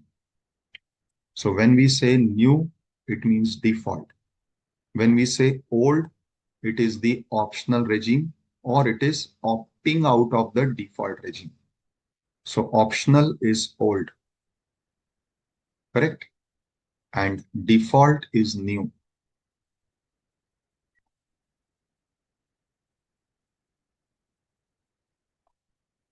Correct? Harsh beta, how 600 is there? 600 is the value of Y. I explained. I've written also Y. See, so that is why I'm saying pay attention. What is the cost of machine Y? 600. And for machine Y, you are having half depreciation. So we are taking half depreciation of machine Y. Machine Y value is 600, right? So 600 Y and remaining machines 400. This is how it is, Harsh. Yes, Tisha. So 400 covers all the remaining machines, whatever you have, new and old. You're right. Perfect. Great. Now, on similar lines, you will do computation for additional. But for additional, which value we have to take? We have to take this value. How much is this value? 800. So now I'll do split of 800 here. Again, 600 in half and 200 in full. What is 600? 600 is value of y. How much will be half? 10%. How much will be full? 20%. Correct? Sir, Yes. sir, in case T, remaining values are 350. You rated nil. Beta, let me come now, beta. Why you are making a haste? I will come now to that case also. ठीक है ना? Okay. If it is confusing, let me not write anything. Now, is it okay with you, beta? Okay. Please wait. See, we are into something very interesting, something very different. Let me not haste with other. We will go to all cases, na? So students, this is how you get half. Half means the value of y, because y is the machine which is in half and the remaining value will come in full. Same thing in additional, value of y is half and the balance value is in full. Is this clear? The bifurcation of half and full. How to get that half? I hope it is clear with everyone.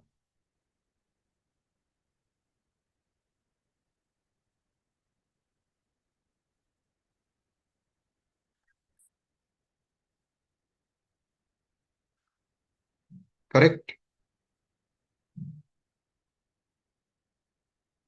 Super. Super.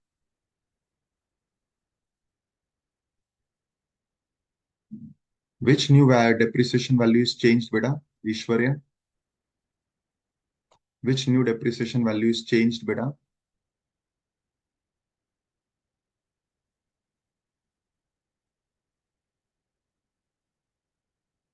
See, please understand. I again repeat, additional is calculated on which value? It is calculated on the value of assets purchased. How much is the value of asset purchased? 800. So now when I'm calculating additional depreciation, the total value on which additional will be calculated is 800. So normal calculated on the WDV value, additional calculated on the new asset purchase value. Correct? Now asset purchase value is 800, out of which Y is 600, so it comes in half. So balance will come in full. Correct? Aishwarya and Ashlesha. Fine, students? Great.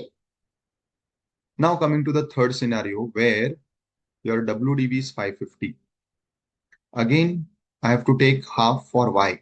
Now, interestingly, the value of Y is 600, but I have only 550 left. So I will take 550 because I don't have 600 in my WDV. And now nothing is left for full because my entire WDV got utilized for this half depreciation. So nothing is left in full. I again repeat, normal depreciation, regular depreciation is to be computed on the WDV value. Now my WDV value is 550. I have to take half depreciation. For half, I have to take value of Y, which is 600. But since the WDV itself left is 550, I can take only 550. I'll take half depreciation. Nothing is left for full. So half depreciation. Ishwarya, beta, there is different depreciation rate. Why? Because 15% is the block rate, which is the regular rate of depreciation. So every block has different rate, as we saw 5%, 10%, 15%, 20%, 30%, 40%. So different blocks are given different rates, and additional depreciation is having a single rate of 20%. So the law has given a single rate for additional depreciation, it is 20%. But the normal or regular depreciation is the block rate. Now, again, I come to additional. Additional is on which value? Additional is on this value. This value is still 800. So again, breakup of additional is 600, 200, 600 of Y and the balance of, so here 10%, here 20%. It is clear, students? Clear, students? Excellent. Super.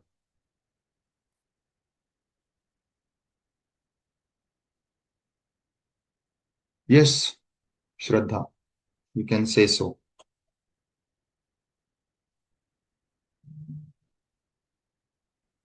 There is no compulsion though, because you will know which machines are sold, whether the opening machines are sold.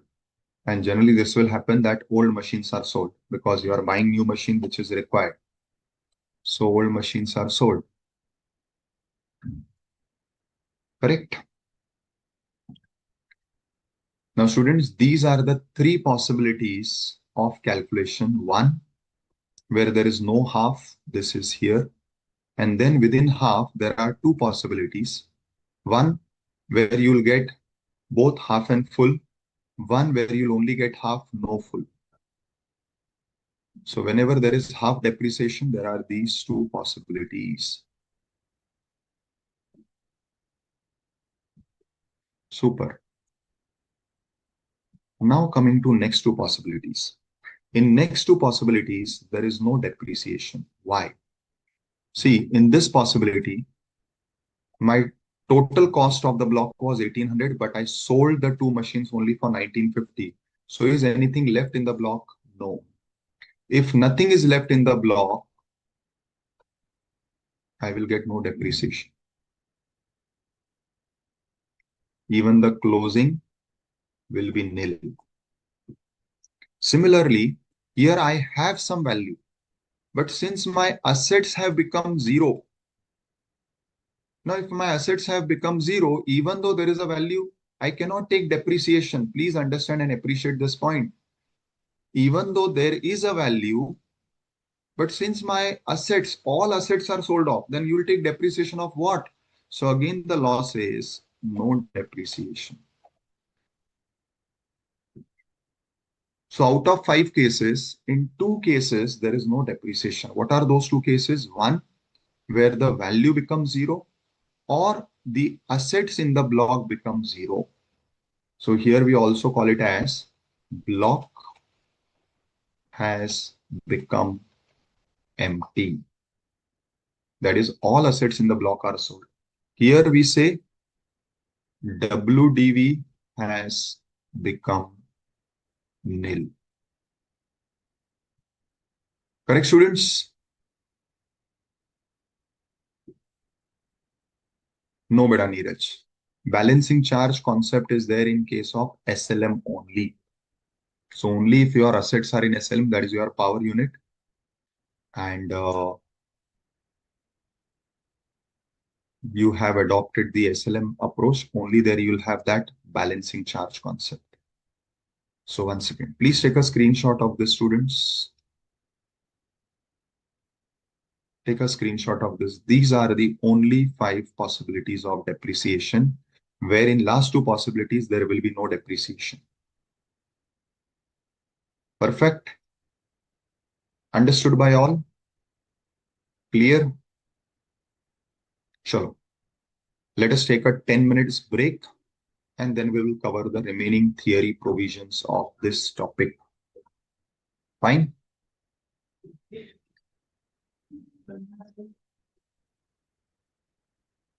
Let us go for a 10 minutes break.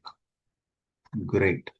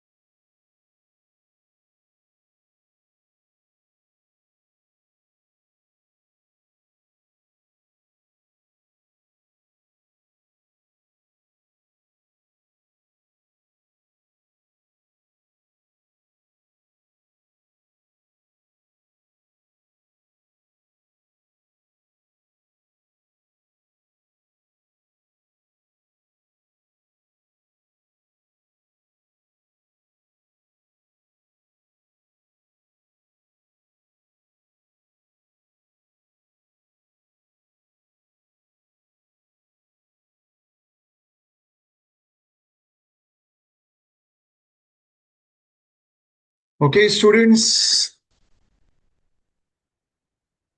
let us proceed.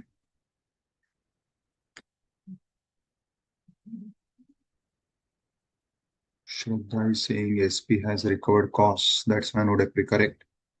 I can see only 2 sold out of 3, and there is a profit of 100 which has recovered costs. Correct. Yes, Shraddha, you're right. Depreciation and IT is a specific chapter. Okay. Very good. So let us proceed, students. Yes, Aditya. Sir, I have doubt in C, sir. C. Sorry, beta. Sir, I have doubt in C. C graph, sir. C graph. Tell me. Tell me. Sir, to 20% away taken on the A basis, sir. 20%. What? 20% on what? Sir, 800 into 20%, 200 20%, 200 20% we take on full, sir. See, remember one thing, the rate of additional depreciation is 20%. That is correct. Yes, sir. Yes, sir. So rate is 20%. Now we have to first do half. How much will be half? Whatever is value of Y is half. How much is value of Y? 600. Yes, sir. And the balance is full. Now, how much is balance? You have to calculate additional depreciation only on the new assets purchase. What is the total value of new assets purchase? It is 800 here. So that Yes, sir. 800 is bifurcated out of that 600Y and the balance is 200. This is how you get 200 for full, and full rate is 20%. Correct? Full rate is 20%. But additional rate is 20%. Additional Yes, sir. depreciation is allowed at 20%. This is what the law says. That's And normal But in- depreciation rate is the rate of the block. So block Yes, rate sir. is 15, which will be used for normal, and additional rate is always 20%. This is what depreciation provision says. Additional will always be 20%. Correct? correct, sir. Understood now? Understand, but in A block, sir, when the 1,150 into 15%, we take, and the full 800 into 20%. In that 800 we can take, sir. 20%. So what is not understood? See, 20% I've explained, the rate of additional is 20%. Yes, sir. Yes. And why 800? Because here both the machines, Y is also put to use after 2nd October, in this case A. So Y is also falling here. So entire 800. What is 800? Again, it is the cost of new asset. Additional is allowed only on new asset. So that is why entire 800 is here. Sir, okay, sir. I understand. Clearly.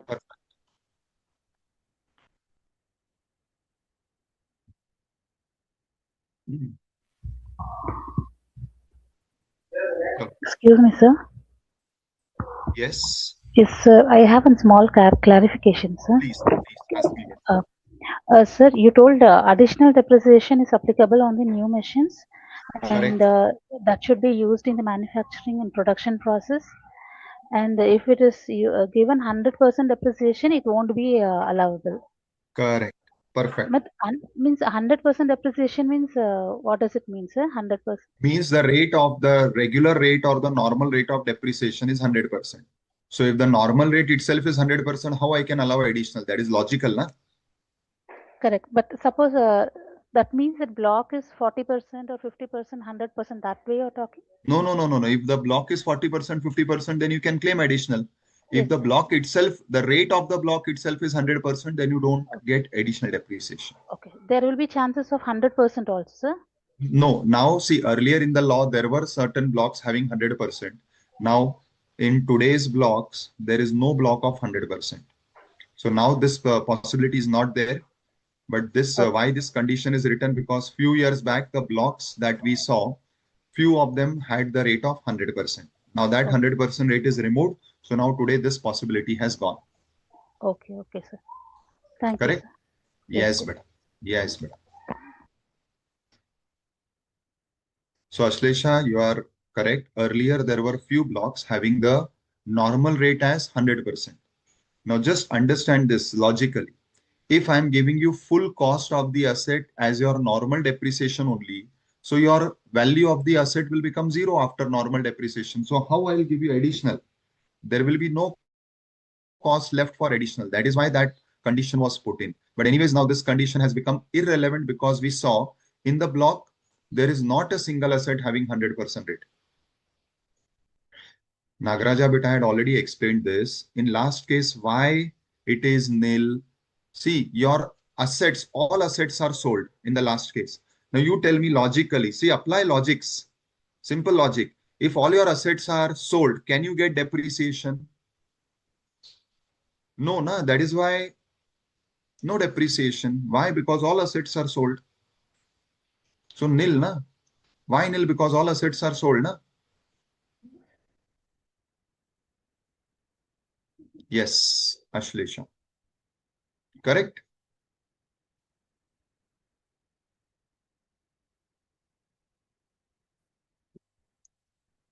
Now then, after all the deductions, you have these restriction sections. Section 40, Clause A, which covers broadly two restrictions. One was for direct tax and the other was where TDS is not deducted or not deposited. We have discussed this in detail, both from my notes, which was for practical, and then from here also, which was for theory. Now you come to the next interesting point. Another interesting restriction, which we haven't done. So Aditya, what is your question, beta? You have said closing WDV question mark. So what is your question? I've already explained. Na? After subtracting the depreciation, whatever is balance is closing. Na? Again, see what you do in accounts is what you are doing here. After subtracting depreciation, whatever depreciation you are getting here, you subtract from this. So what is left is your balance, is your closing WDV. Correct, na? So what is your question in this, Aditya? This will be your closing WDV after subtracting depreciation. This is how you do in accounts also. So from this WDV under 43.6, subtract this depreciation, whatever you are getting. This is your closing WDV. So what is the question in that?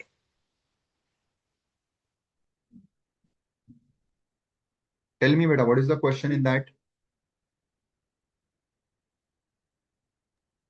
Sir, in uh, depreciation in full, we can take, sir.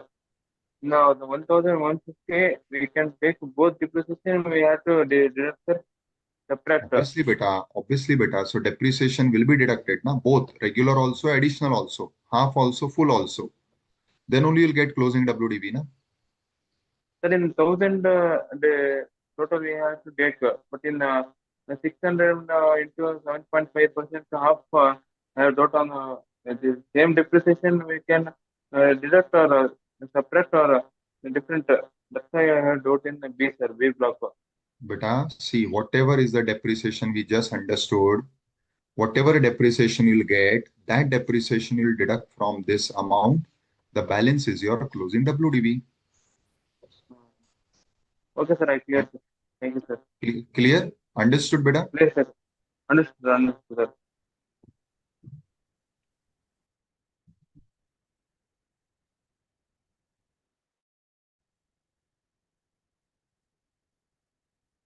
Nearest terminal depreciation and balancing charge, these concepts will come only in your in your SLM method, which is followed by power units. It will never come in block method.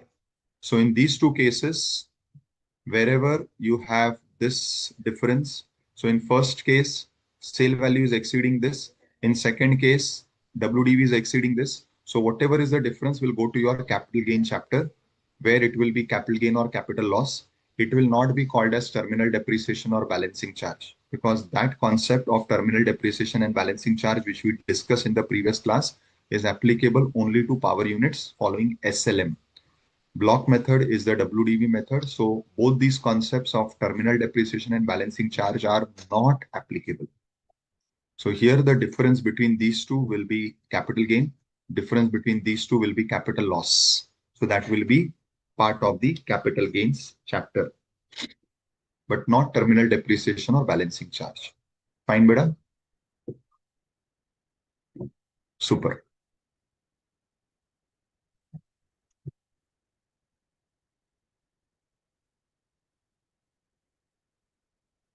Now we come to another interesting section, 40 clause B. This section is creating a restriction only if the assessee is a partnership firm or LLP. Now, what does this section 40 clause B says? It says that while computing PGBP income, we will not allow remuneration paid to non-working partners. In other words, remuneration paid to working partners is allowed. But for working partners also, the condition is your partnership deed should authorize this remuneration. Means you should have mentioned in the partnership deed that the firm will be paying remuneration, only then it is allowed. Further, if the remuneration or interest is pertaining to earlier period, it will not be allowed. It means you have amended your partnership deed in the current year, but you are saying will pay interest and remuneration of past 2 years also, that will not be allowed. So it will be allowed only from the year in which partnership deed has provided for making payment. So remuneration, first restriction, not allowed if given to non-working partner. It will be allowed only if given to working partner, but again a restriction, it should be authorized by the deed. Next, interest and remuneration both will be allowed if the deed has contained the clause in that particular period. If the deed is amended in current year, it will be allowed only from current year onwards, not for the past periods. Now, for interest and remuneration both, there is some limit. For interest, the maximum limit of deduction is 12%. Now, when I'm saying maximum 12%, so you have to first check what you have mentioned in your partnership deed. If partnership deed says 18, you will take 12. But if partnership deed says 10%, then you will take 10. So 12 is the maximum limit. It has to be compared with the percentage given in your partnership deed, whichever is lower is allowed. When it comes to remuneration, same like how you compute tax, the remuneration is also computed in slabs. How it is computed? For first 6 lakhs, the remuneration allowed is up to rupees 3 lakhs or 90% of your profit, whichever is higher. And for profit above 6 lakhs, it is calculated at 60%. Now, what is book profit? Book profit is nothing but your PGBP income calculated as above. I'll come to book profit in a minute. So let me take example first. I'm taking example of book profits. So let us say your book profit means your PGBP income is coming to 18 lakhs. Second, it is coming to 5.5 lakhs. Third, it is coming to 4 lakhs. Fourth, it is loss of 20 lakhs. I've taken 4 options. Now, in all these 4 options, how much will be the maximum amount of remuneration that the firm can pay to the partners?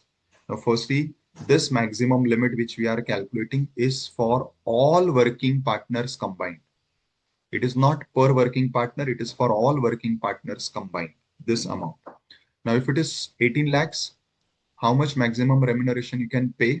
So for first 6 lakhs, that is 6 lakhs into 90%, which will come to 9 6 are 54, 5.4 lakhs. So it is exceeding 3 lakhs, no problem. Plus for the balance. Now, how much is balance? Balance is 12 lakhs. On that 60%, which comes to 7.2 lakhs. So total is 12.6 lakhs is the maximum limit. Now, if the partnership deed is paying an amount which is less than 12.6 lakhs, that amount will be allowed. If partnership deed is paying, let us say 15 lakhs, you will allow up to 12.6 lakhs. Second case, here I'm just changing the amount to 1 second.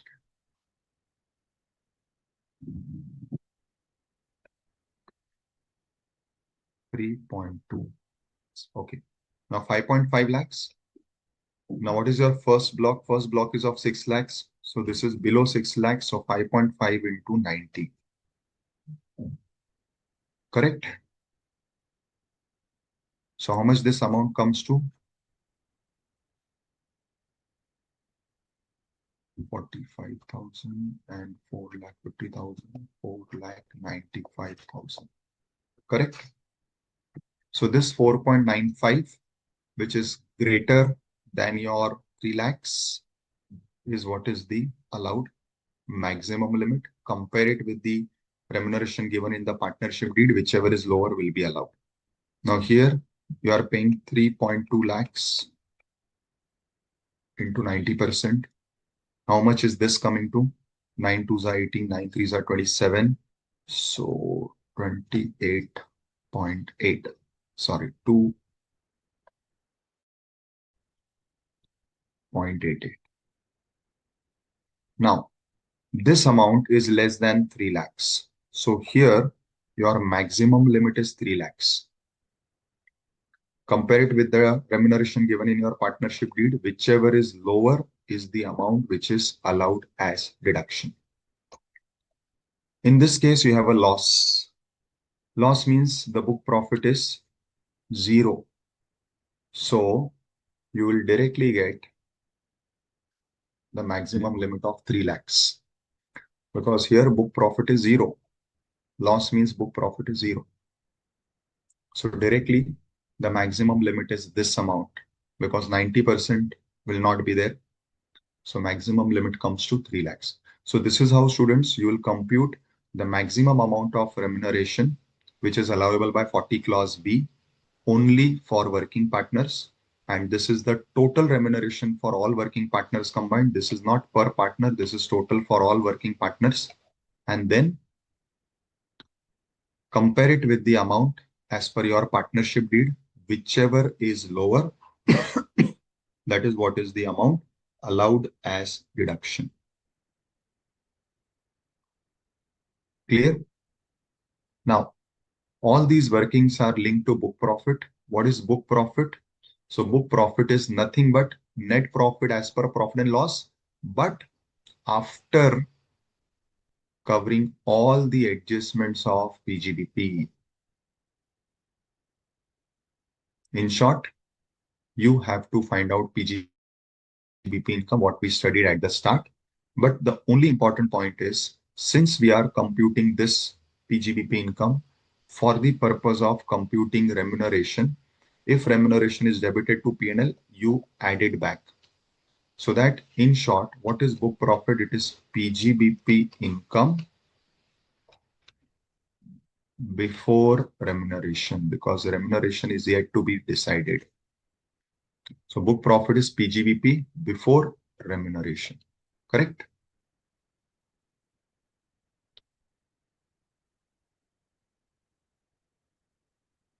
Correct, Mustafa. So this is how students 40 clause B allows deduction for interest and remuneration.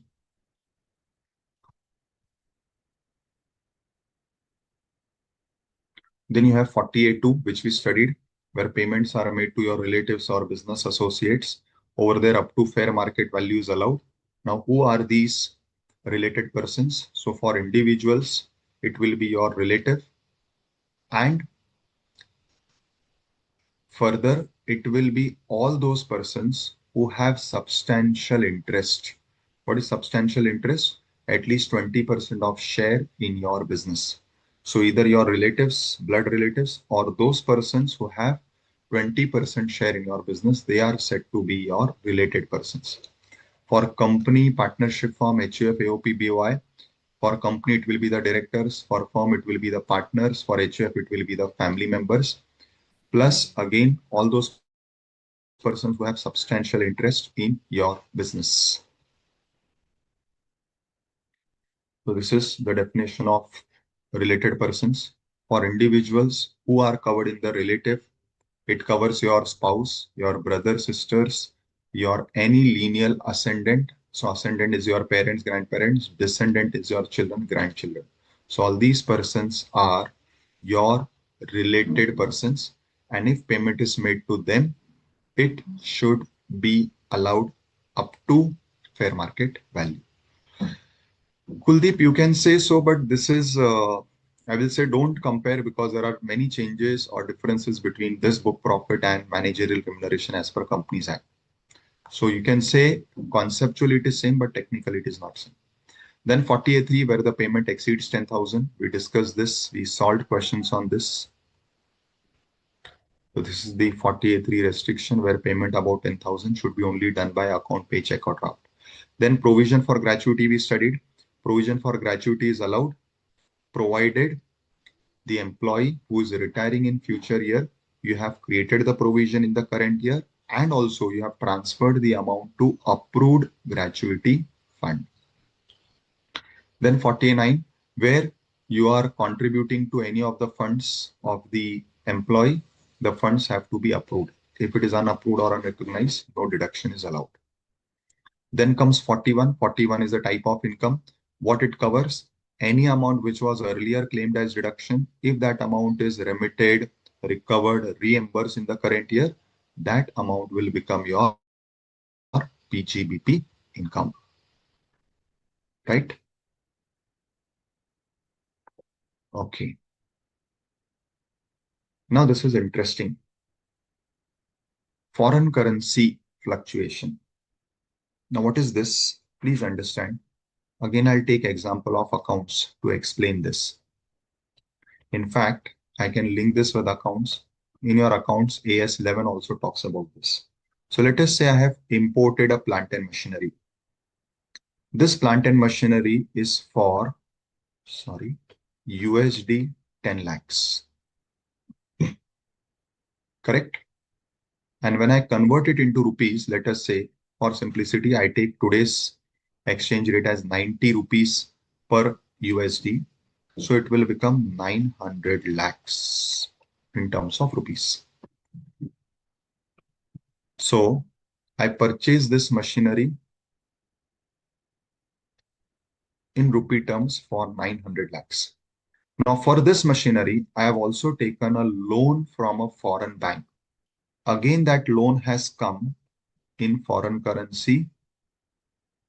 So for this machinery, I have also taken a foreign currency loan. Again, this loan converted into rupees is becoming 900 lakhs today. So both transactions are reported today as per today's exchange rate. Now what does this provision says? 43A says, now this loan you have taken, let us say you have to repay this loan by making payment of 1 lakh USD every year. So every year this loan has to be repaid by making payment of 1 lakh USD. So this loan will get repaid in 10 years. Fine. Now at the end of first year, when you go to repay this loan, you find that the exchange rate has become 95. Now, interestingly, here we had taken exchange rate as 90 to convert the loan and the asset. But at the time of repayment of first installment, the rate has increased from 90 to 95. Now, because of this, while making repayment here, you have to repay $1 lakh, which is coming to rupees 95 lakhs. $1 lakh is coming to 95 lakhs. So what has happened? You are paying 5 rupees extra on this $1 lakh that you have repaid. So in first year, your 5 lakh rupees extra is getting paid only because of fluctuation in the rate of exchange. Now 43A says, if there is any fluctuation because of which the loan installment payable has increased, you will increase that value in the cost. So now the cost of this plant and machinery will be 905 and depreciation will be calculated on this 905. Let us say at the end of second year, again, when you have to pay this 1 lakh USD, the rate has dropped and it has become 88. So you have to pay now 88 lakhs. Again, you have to repay 1 lakh USD. But when you get converted, your bank is charging you 88. So effectively, you have 88 lakhs rupees as your outflow. Now here what has happened? You are having a saving of rupees 2 per dollar. So effectively, it is a saving of rupees 2 lakhs. Again, for the same reason, foreign exchange rate fluctuation. Now in the second year, you will reduce 2 lakhs from the cost, and whatever is the balance after this reduction, that is what will be taken for depreciation. So this is what is 43A saying. So where a foreign asset is purchased using a foreign currency loan and both are converted to today's rupee value at a foreign exchange rate. If at the time of repayment of loan or its installment, there is a fluctuation in foreign exchange rate, either leading to increase or decrease in the amount, then that increase or decrease in the liability at the time of making payment towards the whole or part of the cost or repayment or whole or part of the money borrowed, in short, the loan, that has to be adjusted in the cost of the asset. So this increase or decrease in your liability will be adjusted in the cost of the asset. So your cost of asset will be adjusted for this fluctuation. This is what 43A says. Then we had studied 43B, where for 6 different expenses, you will get deduction if the amount is paid either during the previous year or up to the due date of filing returns. And for the 7th payment, you will get deduction only if you have paid within the due date as per the MSME Act, which is maximum 45 days.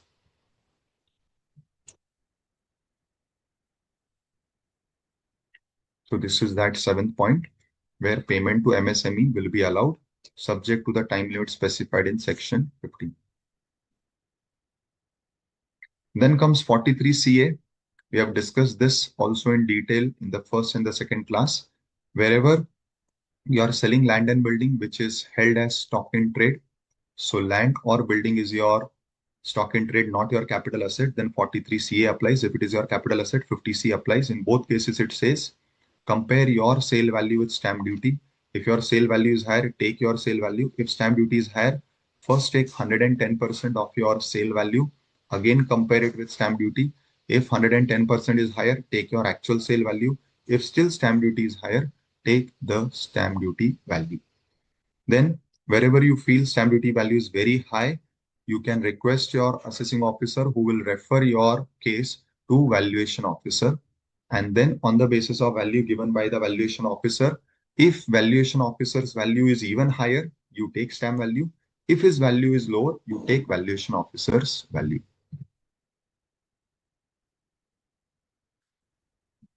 So if his value exceeds stamp value, you take stamp value only. But where his value is lower, you will take his value. Now from here, some theory provision starts, which are very simple. What are these? So there is a provision relating to maintenance of books of accounts.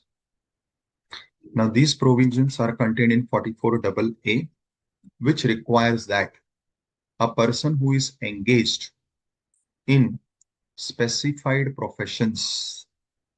What are specified professions? Lawyer, doctor, engineer, architect, chartered accountant, technical consultant, interior decorator, or maybe any other notified professions, then that person will have to compulsorily maintain prescribed books, and prescribed books will have to be maintained as per the rules which are given in Rule 6F for maintenance of books. Now, besides this, these professionals will have to maintain these specified books if their gross receipts in all the 3 past years is exceeding the limit of 1.5 lakhs. Or if your profession is newly set up in this year, it is likely to exceed this 1.5 lakhs. Then they are required to maintain these specified or prescribed books. What are these? Cash book, journal proper, ledger. So these are the only 3 books prescribed. Besides that, For whatever sale bills you have issued, you should have carbon copies of those bills. And whatever purchase or expense bills you have received, you should have original bill copies of those bills. Further, if the person is engaged in medical profession, that is, the person is a doctor, besides the above books, they have to maintain two more specified books: daily case register and inventory register. Now, where are these books required to be maintained? These books are required to be maintained at your principal place of business. That is the place from where you are carrying on your business or profession. Up to what time these books are required to be maintained? They are required to be maintained for a total 7 years. How 7 years? 6 years after the end of assessment year. So automatically it will become 7. So first current year is the previous year. For these years, whatever books you are maintaining, you have to maintain it up to what? Assessment year, that is next year, plus further 6 years. So total 7 years. This is the provision relating to maintenance of books. Then second part is maintenance of books by persons carrying on business or professions but not the notified. So other than the above, any business or other than the above notified profession. Now in this, there are two categories. If the assessee is individual HUF, then for them, the limit given is rupees 2.5 lakhs for income and rupees 25 lakhs for turnover. So if their income or turnover, any one of them, is likely to exceed this limit of 2.5 lakhs of income or 25 lakhs of turnover in any of the past 3 years. Here important is if it is exceeding in any of the past 3 years, and if it is a new business profession, it is likely to exceed in the current year. Then they have to maintain certain books. Similarly, other than individual HUF, for remaining persons like company, partnership, firm, the limit is different. The limit is 1.2 lakhs for income, 10 lakhs for turnover. Again, in any one of the past 3 years, or if this is a new business, it is likely to exceed in the current year. Now, if this is the case, they also have to maintain some books, but for them, no list is prescribed. The law says maintain such books as would help the assessing officer to compute your income. Now, after this, if you are engaged in some specific businesses, which we are going to study in these sections 44, AD, A, etc., then if you want to claim a lower income, now these sections, when we will study, you will get to know these sections are providing some minimum limits of income. If you want to claim an income which is higher than this, then also you will have to maintain the books. And then comes what will happen if you fail to maintain these books. Obviously, the person will be liable for penalty. How much would be penalty? Penalty will be rupees 25,000 for non-maintenance of these books. So students, these are some theory provisions. We have covered majority of the provisions, all practical and majority of the theory provisions. So we conclude our session today. Now, as per the schedule, this is our last session. I will check with the viewers. If possible, I'll take one more session so that we can do a revision of some of the difficult topics which you all found difficult in this, and maybe also cover the remaining theory. This is subject to availability of slot. I'll try to cover it, or else in the next class, we will cover it at the start, first 15-20 minutes, the remaining theory provisions. So students, thank you. Thank you very much. I'm sure by now you all would have got a better control over on this topic of PGBP. But as I mentioned at the start, you'll have to live minimum 3 to 4 seasons. That is, you have to minimum revise these topics at least 3 to 4 times to get a better control and understanding.